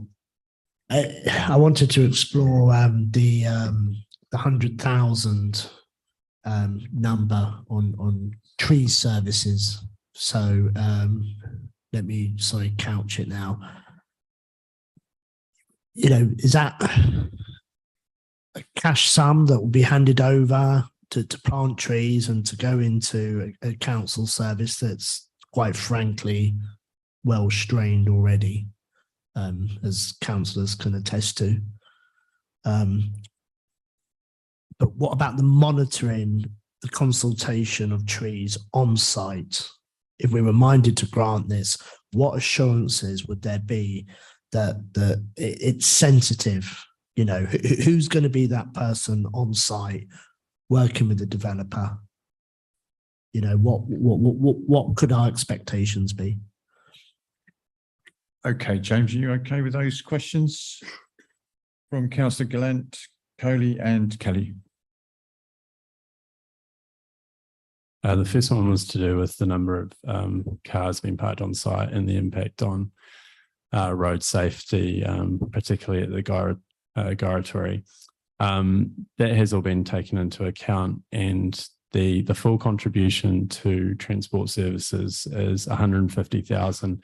So that actually includes safety upgrades to that roundabout, as well as the ones I mentioned before, to Twyford Abbey Road to make that safer. In terms of the extent of repairs, I believe the building's been very well surveyed, and that information is in the officer report. So they do know what works they have to do to the Abbey, things like thermal insulation, repair of the render, full repair of parts of the Abbey that are in a full state of disrepair. So a lot of that, that detail has all been provided. The next one, I believe, is to do with antisocial behaviour. So the Metropolitan Police Secure by Design officer has reviewed the proposal. The only objection raised initially was to do with the walled garden. There was some worry that potentially that could provide a space that someone could hide in. Potentially, I think he mentioned some examples in other parts of the borough where that had happened. But to mitigate that, there's actually going to be a gated access to the walled garden, which will be locked overnight. So during the day, it'll be in use, and then it'll be secure at night time. I'd also like to point out that there will be some security provided for the development. So there'll be 24-hour monitoring of the site to deal with any antisocial behaviour, and I believe that would apply to the southern lawn as well. So the only other thing I would add is that a condition has been put on the permission which would require full Secure by Design accreditation. So they'll need to provide the full details of the site being secure and not prone to antisocial behaviour. Alex wants to come in, James, for a second. Sorry, I just wanted to come in because the recommendation also includes estate management conditions as well, which actually picks up on a lot of those matters. So how the actual spaces will be used and controlled throughout sort of 24/7. So I just wanted to draw your attention to that. So I think a lot of that kind of ongoing management of the public spaces will be secured as part of that condition. So, James, I think it's about the trees, 100,000, how that's distributed, basically. Sure. So that would go to the Tree Services Department, as you've pointed out. But that's been specifically requested for tree planting around the area. The reason why that's been provided to tree services is the caveat value of the trees to be planted isn't quite as high as the ones to be taken away based on the the value of the trees and the species and things. So that caveat value will be well, the discrepancy will be made up by the tree planting done by tree services with that money. Use your mic. Use your mic. What part of the question Well, did you it not was answer? about the sensitivity of the site in terms of the expectations.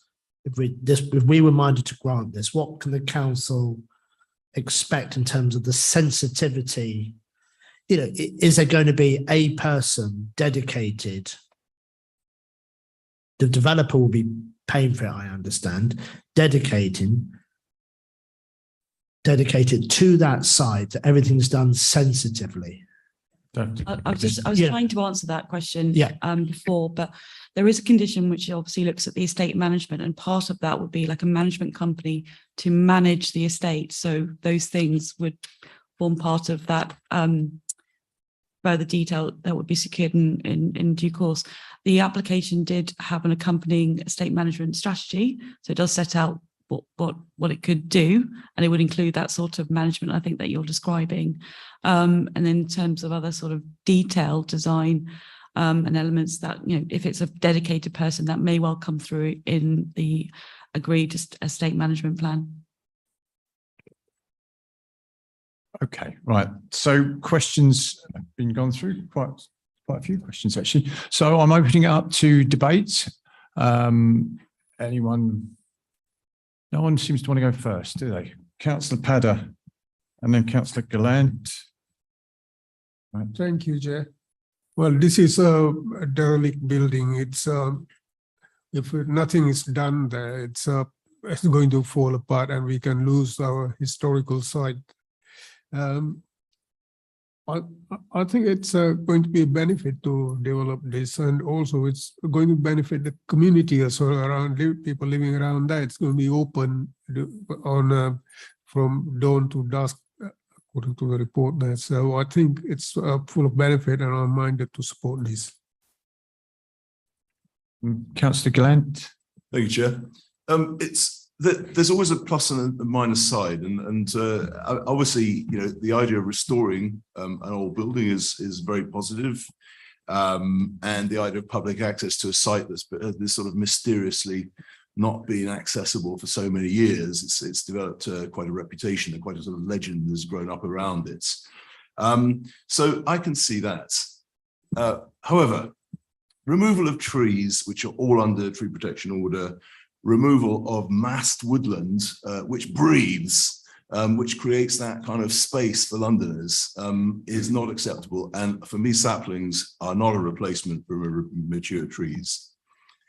I asked a question about the extra 100 cars. I mean, if you imagine 100 cars lined up, all lined up along Twyford Abbey Road, which is the only access and egress from that place, that's an awful lot of extra traffic on that road, not to speak about delivery vehicles, not to speak about construction vehicles and ongoing works to be going on for a long time.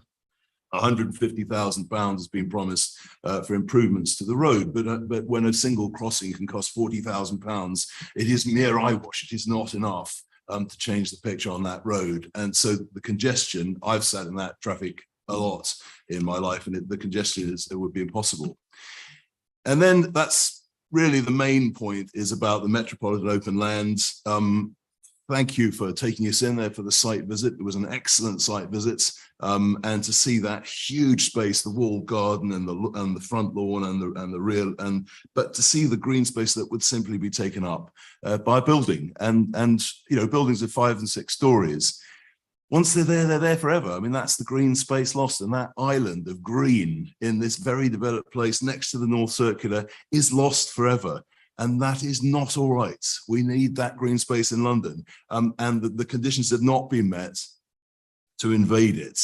Now, all that is really means I cannot actually vote for this. And I really urge nobody to vote for this, and we must refuse this application. And that's all that is, not even to talk about the precedent that it sets for more open land, metropolitan open land around, which we're not allowed to talk about perhaps tonight, but it is in my mind the precedent it sets for other developments. So I really think we need to refuse this application. Thank you.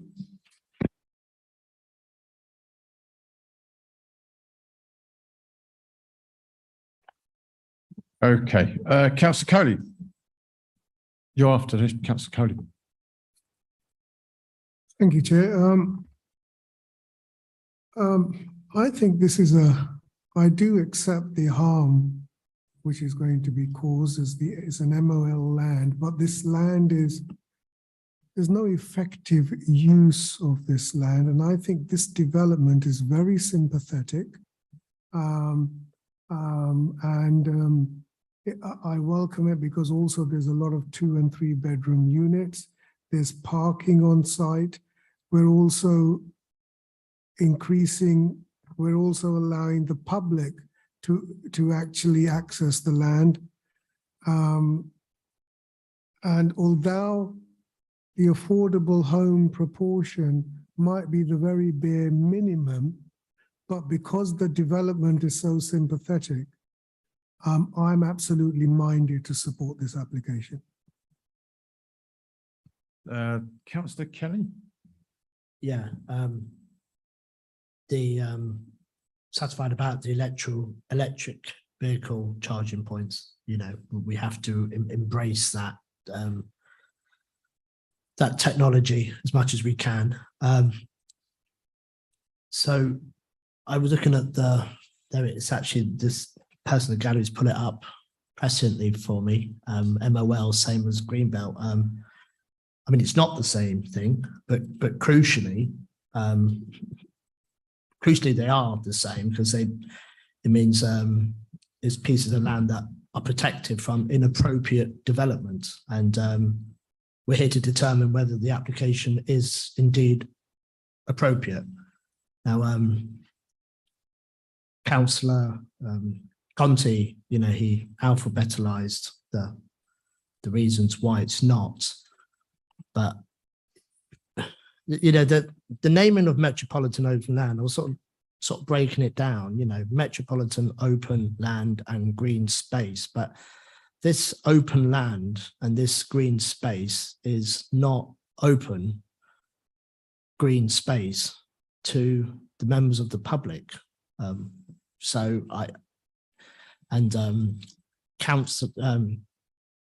That's not important to one of the councillors. But for me, if we have development, it is important that people have access to green space. And that brings me to the trees. And I sort of pushed on the trees, you know, 100,000 seems like a nice sum, but, you know, it gets lost in the silo. But we had assurances, and we can't second guess what tree officers are going to do. But, you know, they're saying in good faith that they're going to replant the trees and do it properly. So I'll have to take them at the word of that. So yes, I can see in the future, if this passes tonight,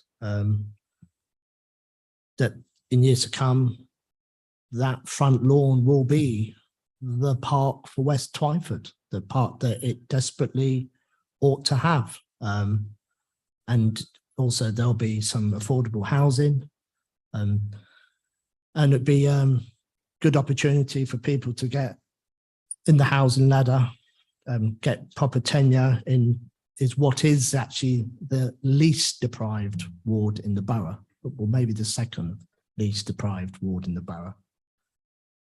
So I can understand why the residents are there and they don't want to see the change because they're used to it.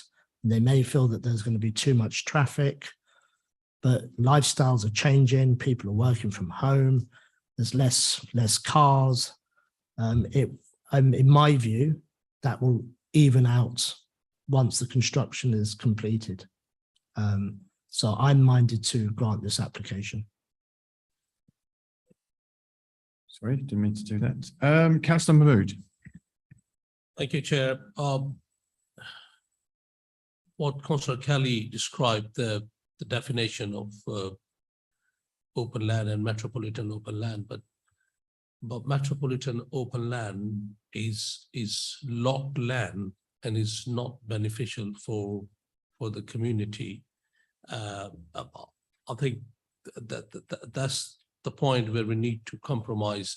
We need to more green spaces and metropolitan open land, not as a locked land, but for the beneficial for the community, which I am thinking 1.2 acre opening south lawn, and that will be area public south lawn that will be available for the public for first time for many decades.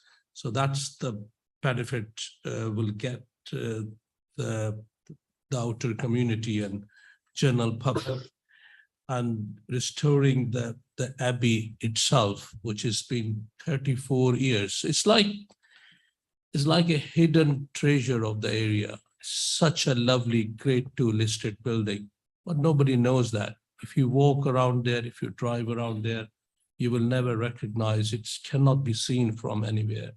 So that's the hidden treasure at the moment. So restoring of the Abbey itself building and using for the existing residents and the other residents will be great benefits. And the other thing is in terms of opening the land, the locked land, so you can go from one end to North Circular. I think probably for the commuting the bike as well. So I know this is really difficult it's always difficult for accept these type of changes, but we need to understand we are living in a different situation at the moment in terms of housing and the redefinition of metropolitan open land and green land.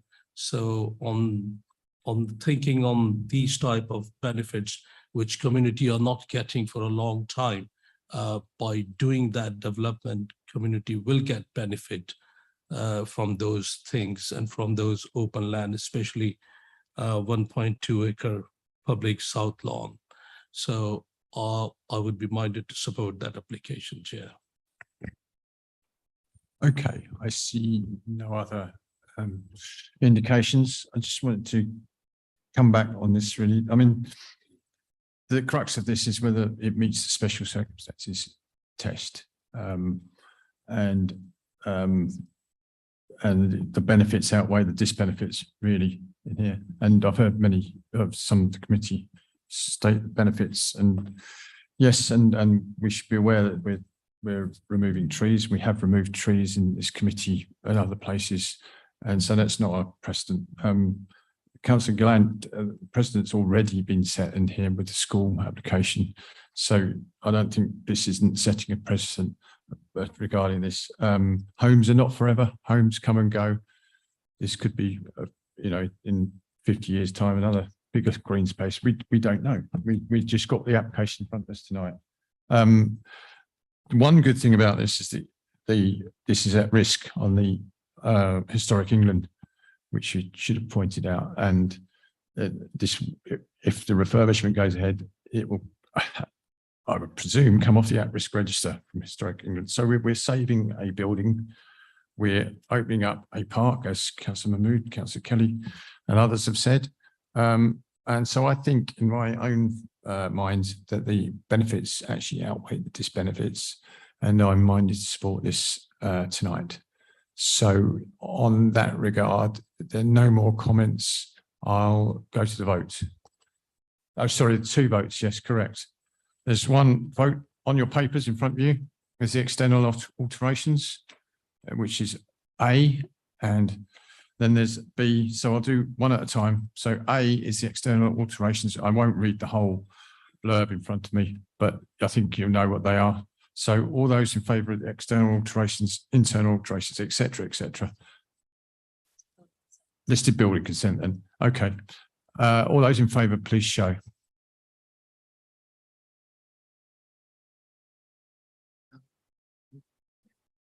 All those against?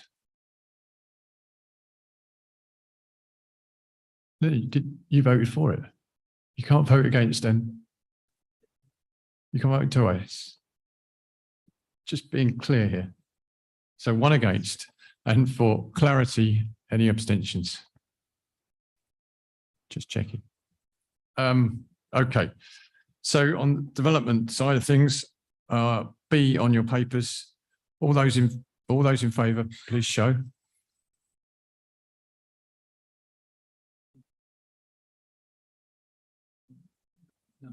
Yeah. All those against?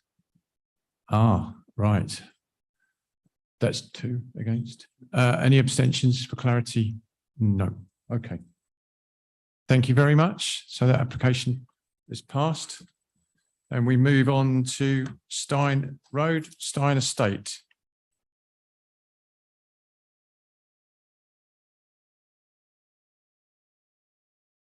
Chair, can we have 5 minutes to go to the bathroom? You got 3. I'll try. And I'm counting. I'll tell you when it's 30 seconds. All right.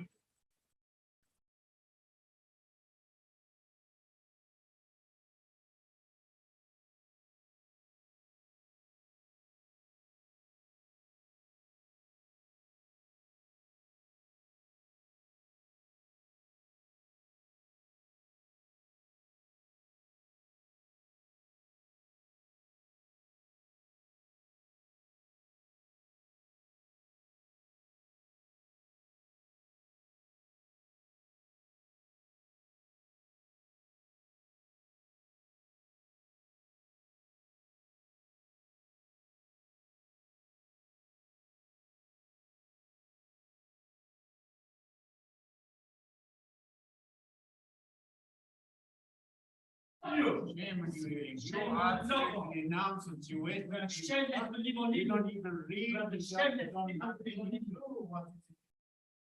listen to people, you take a vote of people, they don't know nothing. How much are we getting paid? Good night. Right.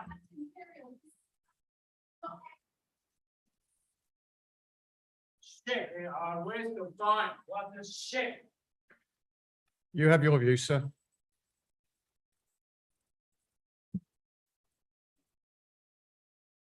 And you have both.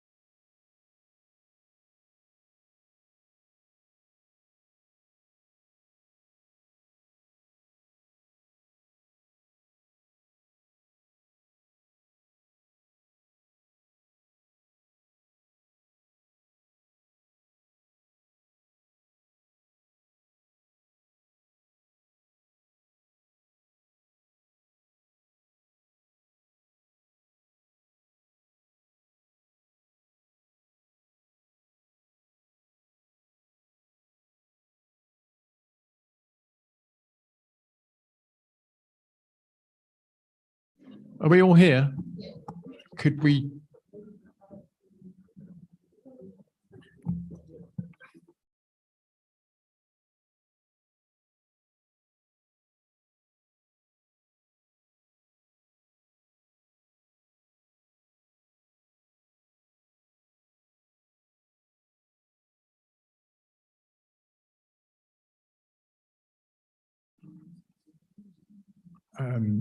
Just my apologies to people who wait for Stein Road. I'm sorry, but the others were, there was a lot of pit objectors and a lot of people, members of the public here for that. And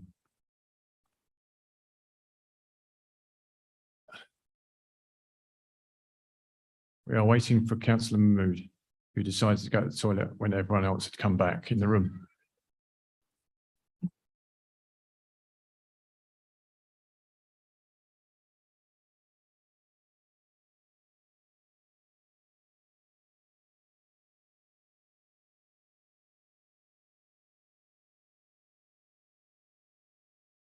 So let's start. Okay. Right, we have Stein Road in front of us, and the officers are Marilee. All right, okay. And Gareth Shine. Okay, who's leading on this? Marilee. All right, thank you. Good evening, Chair, councillors and members of the public. Tonight, I'll be presenting an application for full planning permission, Regulation 3 for the residential development comprising of 3 blocks at Stein Estate, Acton. Stein Estate is located along Stein Road and Lexden Road and contains measures approximately 1.42 hectares. The existing Rufford and Morton Towers also found on the site. The site is bounded by residential neighbourhoods towards the west, the north and the east of the site, and the existing Morrison Shopping Centre, as well as retail shopping centres or retail facilities are located to the south of the site. The Acton Town Centre Conservation Area is located towards the south of the site, containing several statutory and locally listed buildings. The proposal comprises of 3 new buildings that will be provided on site and will provide 188 new residential units, which will result in 85.6% affordable housing. Block A is located along Stein Road and is 20 stories in height. The building is sited so that the height and massing are towards Stein Road. The shape of the building was done to fit in with the existing towers and to preserve the outlook from the towers, as well as the existing engineering infrastructure works on the site. 111 new units will be provided within this block, as well as community facilities on the ground floor. Block B is located along Lexden Road. This is situated closer to the residential areas, and as such, the height of the building has been restricted to in parts 6 stories and other parts 8 stories in height. This building will provide 71 older adult units and is earmarked for persons aged 55 and above. Block C is located to the north of the site near Lantry Court. The height of the building is restricted to 3 stories and will provide 6 family units. In addition to that, there will be a podium car park provided. A new access road is provided towards northeast of the site and will provide access to the podium car park and exit along Lexden Road. The development proposes a car-free scheme, and only the permit holders of the existing towers will get a car parking space. So several children play spaces are provided and new landscaping will be planted, and more details of this will be provided later on in this presentation. These illustrations provide you with an indication of what the new blocks will look like, new buildings. This is Block A, Block B, as well as Block C. During the consultation process, 161 representations were received, 3 additional comments since the publication of the officer's report. This diagram illustrates the distance between the existing and proposed buildings. The nearest buildings are Block C in relation to the existing Morton Tower with a distance of 12.8 meters. However, Block C is only 3 stories in height. The other buildings on site is located further than 19 meters away from each other. And when considering the buildings surrounding the site, Block C is located another 12.8 meters from 24 Lantry Court. Block B in relation to 8 Lexington Road is approximately 19.8 meters. And Block A in relation to Townsend House, 28.5 meters. A town centre visual impact assessment was undertaken. This indicates that the greatest impact in terms of visual impact will be from Stein Road as well as Lexington Road, Barlow Road, and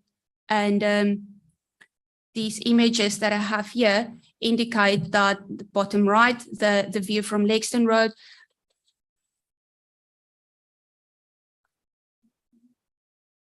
Sorry, my apologies. Hold on, let's try and get this back together again. IT was going so well tonight.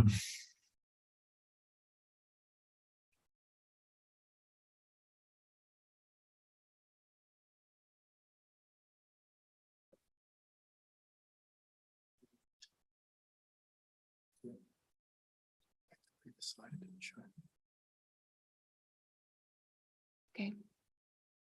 All right. So this diagram illustrates the visual impact. Let me just get my cursor. Laser pointer. Okay, so the greatest impact will be along Stein Road, Lexington Road, and a few of the surrounding roads. These pictures illustrate the impact of the proposed buildings. The view along Lexington Road, Barlow Road, and Chatsworth Gardens and Pierpoint Road will be experienced by local residents. However, the new buildings will not be the main feature when traveling along that road. The picture on the left indicates the proposed buildings as viewed from Uxbridge Road, near where the conservation area is located. And it is perceived that less than substantial harm will be perceived from on the conservation area and the heritage assets, especially that this harm will be towards the lower end of the spectrum. The view from Springfield Gardens as the top right image indicate that it would be observed, the Block A will be observed by the users of the park, and it is likely that this building will be the main focus. Each of the 188 units comply with the minimum national space standards, and several of the units exceed the minimum standards. Units have been designed with dual and triple aspects and therefore provides good outlook. Homes would have adequate ventilation, daylight and sunlight, as well as privacy. And balconies are provided for private amenity space for each of the units. Looking at affordable housing, 85.6% affordable housing will be provided on site by calculated according to the habitable rooms. 90 shared ownership units will be provided in Block A, and all of the 71 units in Block B will be London affordable rent. In relation to the habitable rooms, nearly 40% London affordable rent and nearly 50% shared ownership. And looking at the landscaping on the site, the amenity space and the trees, this image illustrates the green space in the center of the application site. There will be an increase in open space for public accessible areas.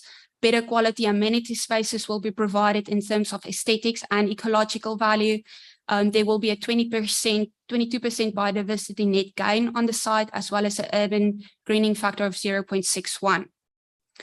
Then several new children play spaces will be provided on site as illustrated in this image, and they will comprise of kickabouts, frisbees, trampolines, scooter play features, table tennis, just to name a few.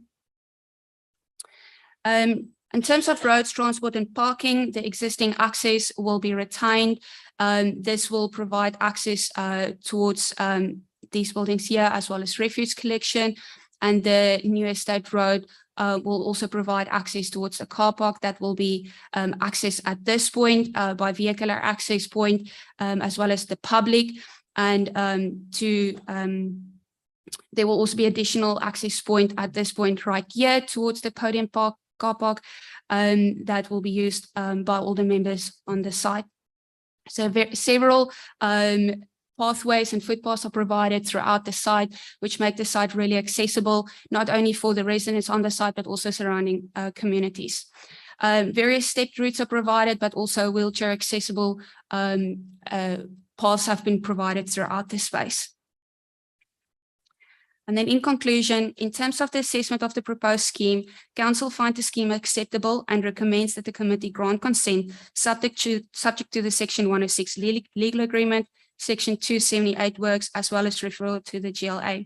I now draw the committee's attention to the briefing note, which clarifies some amendments to the report, a summary of additional comments received, and an inquiry regarding the 5-year land supply, an amendment to condition 28, which responds to comments received from Transport for London, and one additional condition, condition 51, which responds to a comment received from Glass. Thank you. Okay, right. We have an objector and the applicant to speak both in person. So I'll go to the objector first, which is Richard Stoner. You have 3 minutes, sir. I will let you know at 30 seconds to go and obviously stop you at 3 minutes. Yeah. Okay. Thank you. Travelling in my lift to and from my flat at the top of Morton Tower, conversations with other residents reveal a serious lack of awareness of the existence, let alone the scale of the proposed development. But that's no surprise, as official notifications have only been in English, not the first language of many residents. In the immediate footprint of this proposed development, it's the occupants of Lucas House, Rosemont Road and Lexton Road who will suffer the most. They are appalled by the prospect of loss of privacy and light caused by the new 8-story block on the other side of their road, not to mention the long shadow that the proposed 20-story tower will cast across their windows and gardens. Current residents of Morton and Rufford Towers will have their natural light severely restricted. The planned one-way access road crossing the north side of the estate, linking Stein Road to Lexton Road, will not only bring all the increased estate traffic into Lexton Road, hitherto a quiet residential street, but it will act as a cut-through for traffic avoiding the congestion at the major roundabout near the Acton Police Station and Morrison's. This new road will go right past Lantry Court, a quiet, secluded enclave of sheltered housing. For people in the last years of their lives to have to suffer the noise and disruption of a major building site is really quite unfair, not to mention living up close against the traffic on the completed road. Morton and Rufford Towers are set back from the road and surrounded by mature trees, thus reducing the visual impact of their height above the surrounding Edwardian residences, helped by the generous physical separation from each of the blocks. Squeezing the new tower in between them will create a powerful sense of intrusive domination. The proposed tower is taller than the existing structures, contrary to some of the illustrations that effect. Right up against the main road and bang in the town centre, and utterly devoid of any aesthetic appeal. None of the new buildings in Acton Gardens are currently higher than 12 stories, not even the colossal Arc Zone development. From my window on the 21st floor, I can see the shrouded corpse of Grenfell Tower. If a fire was to break out in this new tower, the strong winds caused by thermal currents would blow flaming cinders into the balconies of the adjacent towers, which many residents use for overflow of combustible materials. Across the wider community, a major cause for concern is the impact of 188 new households on the borough's existing infrastructure of healthcare, schools, transport, and so on. And finally, construction costs, especially steel, have risen sharply. Broadway Living risk overstretching their resources if they proceed with this, especially as recent financial turmoil is leading to cuts in public spending and probably a reduction in support from the GLA. Then it will be the council taxpayers they're putting the bill development, which they didn't particularly want. Thank you. Thank you very much. Right, for the applicant, we have Adam Cowell. Was I close? I'm not having a good night for names, am I? Thank you. Good evening. I'm Adam Toll, Head of New Business in the Housing Development Team at Ealing Council. I represent the applicant, who is Ealing Council. And this project is a collaboration between Ealing and their wholly owned development company, Broadway Living. Broadway Living is tasked with building homes on the council's behalf and plays a crucial part in scaling up housing delivery to tackle the affordable housing crisis. That crisis is acute and very real. There are about 11,000 Ealing families on the housing waiting list because they don't have a suitable, safe and secure home they can afford. Over 2,000 are living in temporary accommodation, such as B&Bs. The best way to reduce the number of families in this unacceptable situation is by increasing the supply of suitable permanent places to live. So it's important we support high quality projects such as this in suitable places like the Stein Estate, optimising council assets in the most sustainable locations such as Acton Town Centre. We're hoping to build 188 new high quality homes, almost all of which are genuinely affordable. Ealing's population is also getting older. In the last decade, the number of people aged 65 and over has gone up nearly a quarter. And over the next 20 years, that's set to increase by another 50%. Over 70% of the new affordable homes are designed specifically for older adults as sheltered accommodation to enable older people to lead independent lives. 26 homes for sale are helping us invest millions in improving the poor quality and inaccessible landscape and play area, parking, and Morton and Rufford Tower entrances and undercrofts. This will improve the look and feel of the whole estate and make it a nicer, safer place to be and easier to use and move around. We're also providing a new community meeting room and shared workspace and bike storage for existing residents, of which is currently almost none. We selected an experienced and skilled team to design housing of the highest quality and environmental performance to overcome challenging constraints and, as best we can, limit the impact on existing residents. Many of the team are here tonight to answer any technical questions the committee may have. We're readying ourselves to start on site early next year. We want to get underway and build these much needed homes and take advantage of available GLA grant funding. I'd like to thank the planning officers in striving to work to our tight timeframe to meet those grant funding conditions and for their sterling work during the pre-application process to make this proposal the best it can be. 30 seconds. So I hope the committee recognise the quality and the benefit of this project and uphold the recommendations of officers and the Mayor of London in approving the scheme. Thank you. Thank you very much. Well within the 3 minutes. Thank you. Okay. Right. Open to questions. Councillor Kelly's very quick off the mark tonight, I must say. And Councillor Coley too. Right. Okay. So, yeah, keep your hands up, please. Start, Councillor Kelly. Yeah. Trees and fire safety. Hands up. There seem to be two of the themes tonight that I'm asking on, but in relation to this, what's the mitigation on trees? You know, how many are we cutting down? Where are we going to replace them? Expectations. Yeah, fire brigade.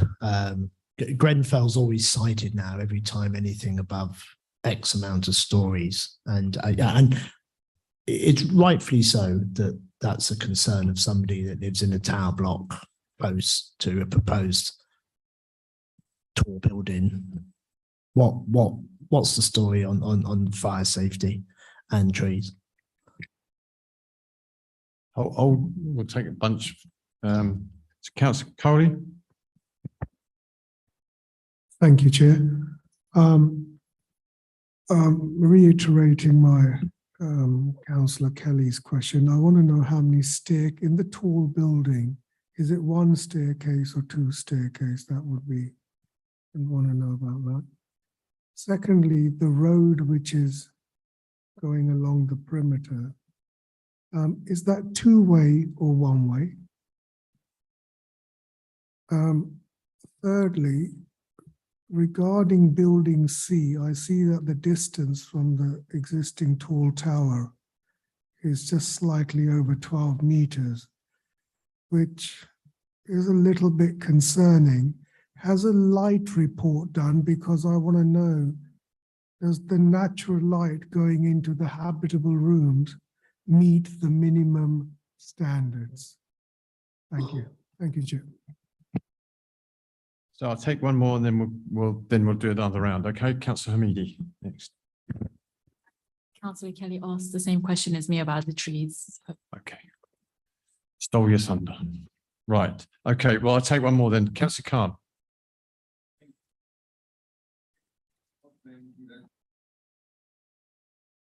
Can you use your mic, please? For the affordable homes, for this development. Sorry, can you start again? It's not, sorry. we could hear you, but members in the gallery may not, and people at home may not either. So could you start again? Sorry. Can you please outline the rent levels to be charged for the London affordable homes for this development, number one?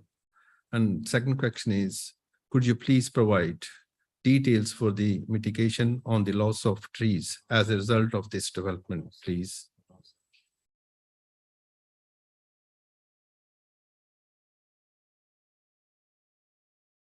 Please, and we'll come back for others. Sure, thank you, Chair. Okay, so first of all, to answer Councillor Kelly's questions about the trees. So in total, 34 trees will be lost to make provision for the development. But in addition, 91 new trees will be planted. That is, in addition, shrubs and plants will also be added as part of the landscaping strategy. And also a Section 106 financial contribution will be secured for the offset of the KVAT value of the lost trees. Okay, and then Councillor Kelly's second question regarding the fire brigade. So this, the application was reviewed by the London Fire Brigade, as well as the Health and Safety Executive under the Gateway Stage 1. And a further assessment will be undertaken at Stage 2. And just there was a question on the staircases from Councillor Curry. So two staircases will be provided for each of the blocks. Right.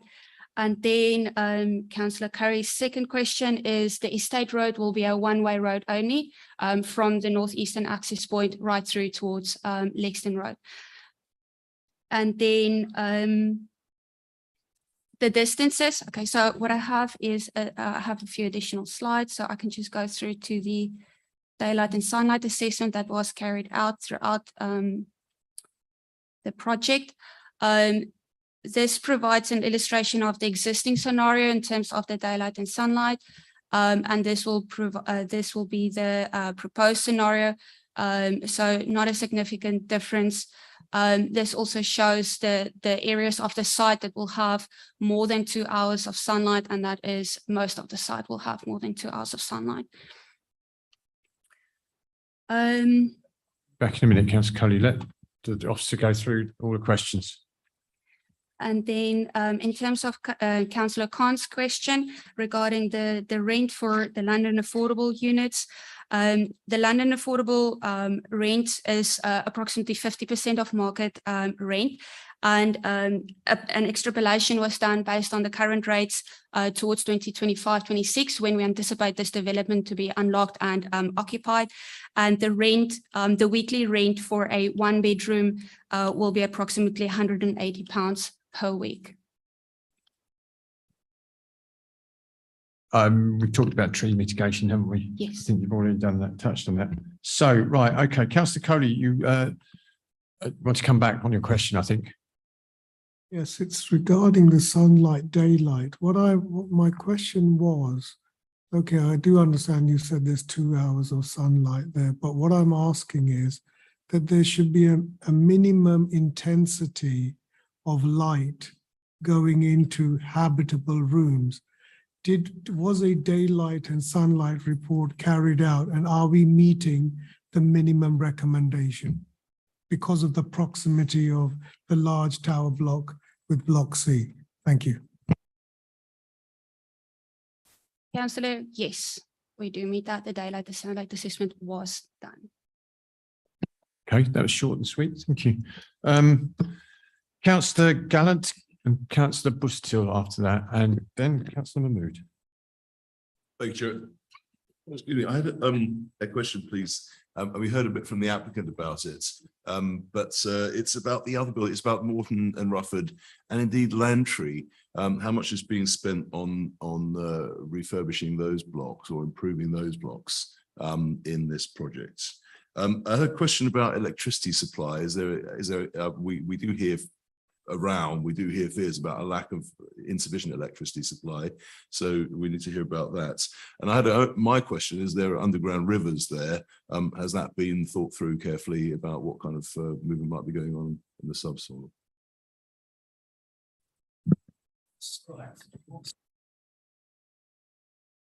Councillor Busuttil. Thank you, Chair.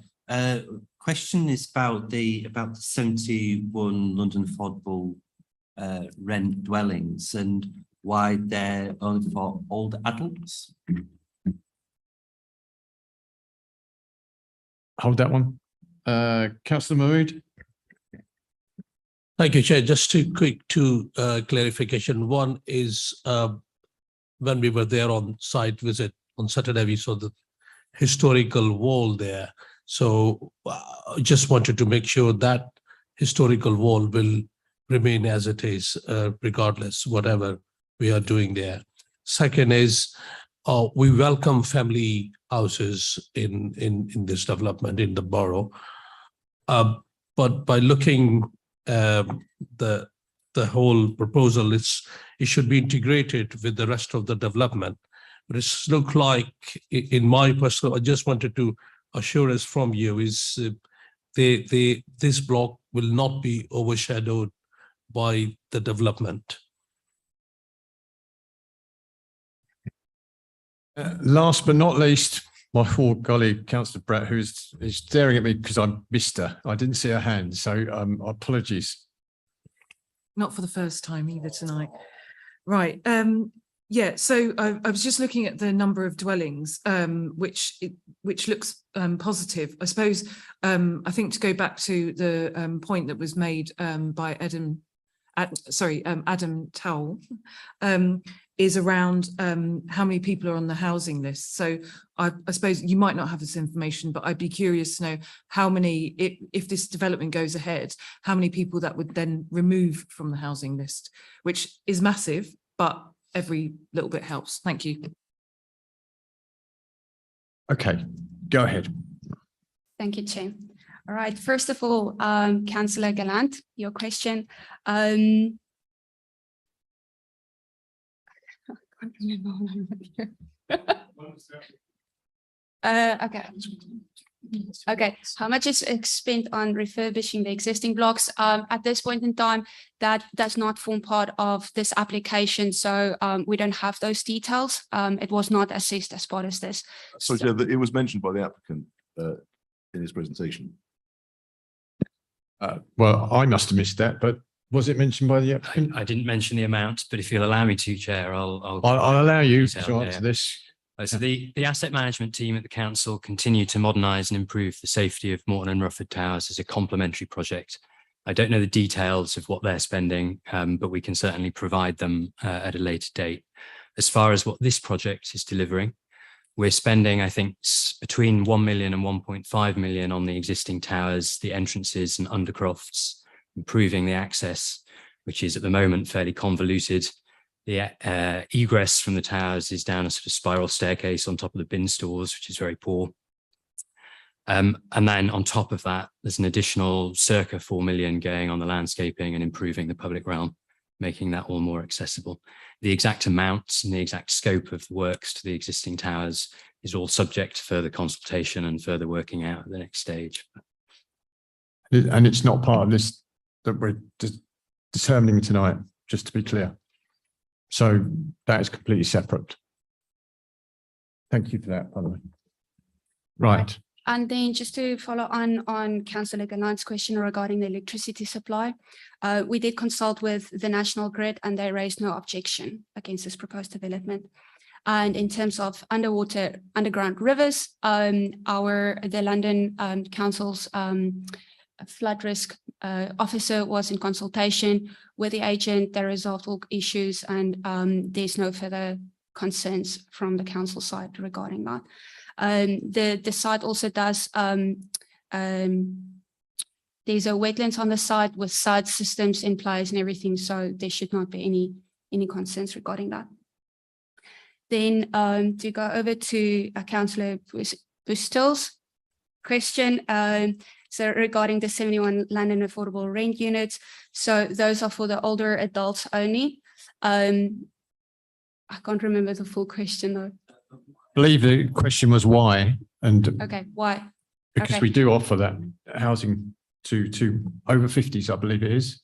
Yes. And that is part of our housing complement across the borough. Is that, did I answer the question? Sorry. Yes, thank you. And I would just add that the elderly, they are most at risk. So providing a fair share of the units to them, I think it's well deserved to them. So I hope that answers your question. And then Councillor Mohammed, you raised the question around the historical wall. Yes, that will be retained as it is currently. It will not be destroyed at all. And then family houses, in terms of 2-bedroom, 4-person units and 3-bedroom, 5-person units will be provided throughout. It's only Block B, the older adult units, that's purely 1-bedroom, 2-person units. Block A and C has a combination of family units. Use your mic, please, Councillor Mahmood. And that is it a quick one? That housing development will be integrated with the rest of the development, and it will not be overshadowed. That's Yes, no, it will not be overshadowed, as the results from the Daylight and Sunlight report. And then lastly, Councillor Brett's question. Unfortunately, I do not have an answer for you. Yeah.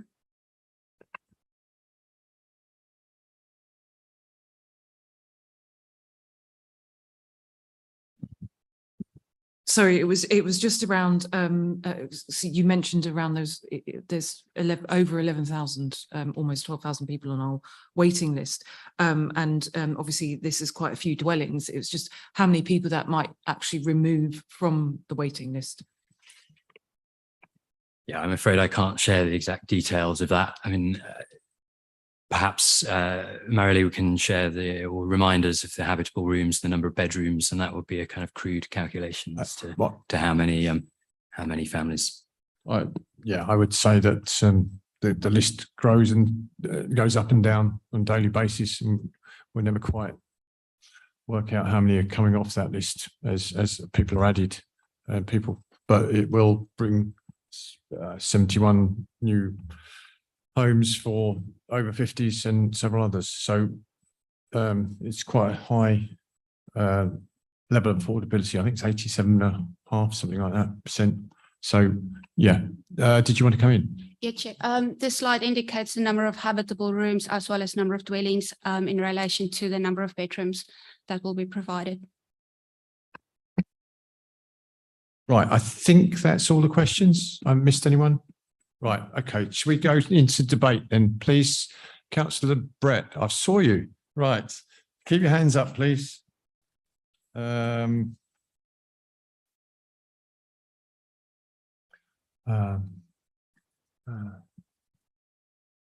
Sorry, start, please. Sorry, I was just making sure. In the grand scheme of things, you know, as we've said, the list goes up and down, but the last figure I heard was 11,500. The week before was 12,000 people on our waiting list. We are in desperate need to be able to provide some type of accommodation for that volume of people and the list keeps growing. You know, aesthetically, do I particularly like some of the blocks? No, that's my personal opinion. You know, would I, in an ideal world, love to build these wonderful green spaces with 2-story homes? Yes, of course, but we don't have that land, we don't have that money, we don't have that luxury. We've got an opportunity here to build something and to actually provide a decent accommodation for people that are in desperate need of it. And so, you know, regardless of all the other arguments, for me, you know, we've got to try and provide as much accommodation as possible. And in the circumstances of what's going on around us with the economy and all of the other issues and you know, let's face it, there'll be yet more cuts coming our way, then this is, you know, an opportunity that as a council and as a planning committee, we couldn't turn down as far as I'm concerned. So I'm inclined to support it. Councillor Brett. Councillor Bruce-Till. Thank you, Chair. As much as I'm in favour of applications that have this amount of affordable housing, which, as we all know here, we rarely get coming to committee, I feel this particular application, in my view, is a lost opportunity. Given it's an application, our own application, albeit at arm's length subsidiary of the council, I think the application is weighted too much, well, the affordable side of it is weighted too much to the shared ownership section. Now, if 90 of those dwellings was London affordable rent and 71 was shared ownership, I'd be much more in favour of it. And, you know, I share Councillor Brett's concern about the number of people on the housing waiting list. And I think we have the opportunity here with the money being allocated to this to do something better than what this is. The reason why I mentioned the old adults is because there's quite a large number of younger adults, people who's coming out of looked after care, who also need this type of housing too. So I would like us to think about those people who are not fortunate enough to have had role models when they was growing up, to be given the opportunity of this kind of housing for this purpose of them getting on in life. So, like I said, I think it is personally a lost opportunity. We could do something really better. I think the housing where is too much in favour of shared ownership, which I don't believe is affordable, even though it's characteristic of affordable housing, and therefore I'm minded to vote against this application. Okay. Who's next? Councillor Gallant. Chair. Yes, this application, I mean, obviously the 85% affordable housing, and that is laudable, and that has to be balanced against the presence of another tall building. When those two blocks were designed, I don't believe another tall building was imagined there. It's using a space that appears, you know, just it's a car park, but now it's just too much tall building. It doesn't go with the centre of Acton, and it's going to affect a lot of people, overlook a lot of people. Actually, the biggest problem for me is the road that goes round by Lantry Court and to Lexton. I don't think it treats the residents of Lantry Court well. And I think that Lexton will be overcharged with traffic, and it's already a busy and narrow road. So I will be inclined to vote against this application. Councillor Kelly. I'm not happy with this application, and I use the word happy advisedly, because what makes me happy is lots and lots of space around certain buildings. And Councillor John's quite right to say it's being built on a car park, because we were standing on the car park where the building's going to be. But then we have PTAR ratings, and they're very high there. And that talks to the passengers and transport very close by Uxbridge Road, Stein Road. Well, it's actually it's called Stein Road, but it's essentially Horn Lane, and lots of buses. So that's and the stations there by Elizabeth Line. You need to be reminded of these: Acton Town, Acton Central, North Acton, not far. Acton Main Line, they're all there. They're all there, very close, all within walking distance or a couple of bus stops. You've also, so that talks to the transport, and you've also got a good urban offer there of open space at Springfield. The shops, Morrison's and the market, the high street, the doctors, the dentists, all the stuff that will increase and uplift with the Section 106 money. So, you know, it's mitigated. It's mitigated.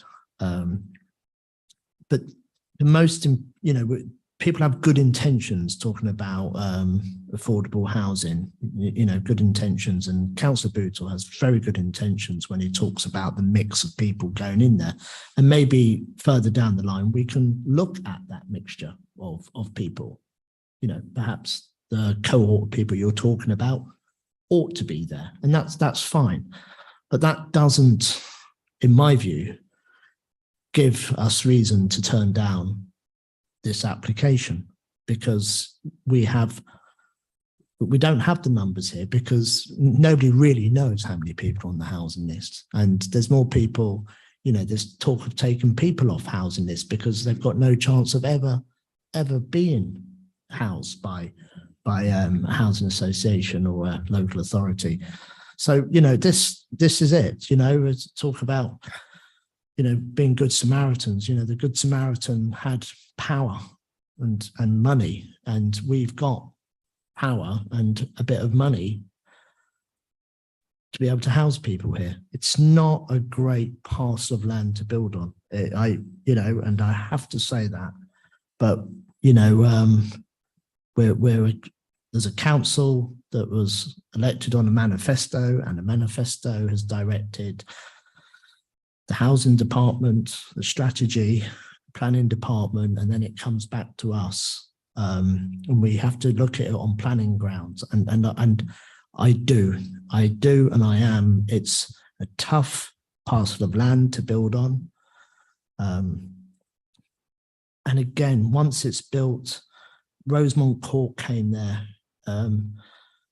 And I guess from Townsend Court or Townsend House, from the one there at the corner, I guess that came to a planning committee, and there was objections to it, but it's there now. And in 10 years' time, we'll have, we'll have a generation of people who will have, you know, they'd have lived there and they'd have brought their children through school, and they'll be integrated in the community. It's hard on the neighbourhood initially, but because of the affordable housing elements, I have to and will be minded to grant this application. Okay, I don't see any others. I just wanted to say, I mean, Councillor Bruce still talks about lost opportunity. For me, it'd be a lost opportunity if we didn't actually go ahead with this tonight. I mean, picking on the over 50s, because that's kind of a bit of a weird road to go down. Yes, we will, as Councillor Kelly, other cohorts will come forward in front of us, you know, the housing for other cohorts in the future.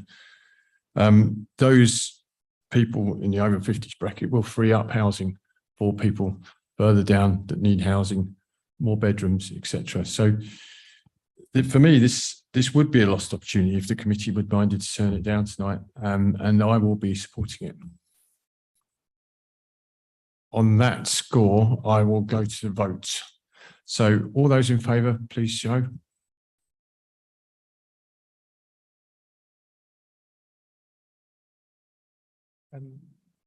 Yeah. Yep. Okay, those against? 2. Any abstentions? Right, that application is carried. Thank you very much. That's the end of the evening. The next meeting is, just so everyone is aware, next meeting is 23rd of November. So site visits will be the Saturday before. Thank you very much for your time this evening. I know it's been a long evening. And thank you very much for everyone that's spoken.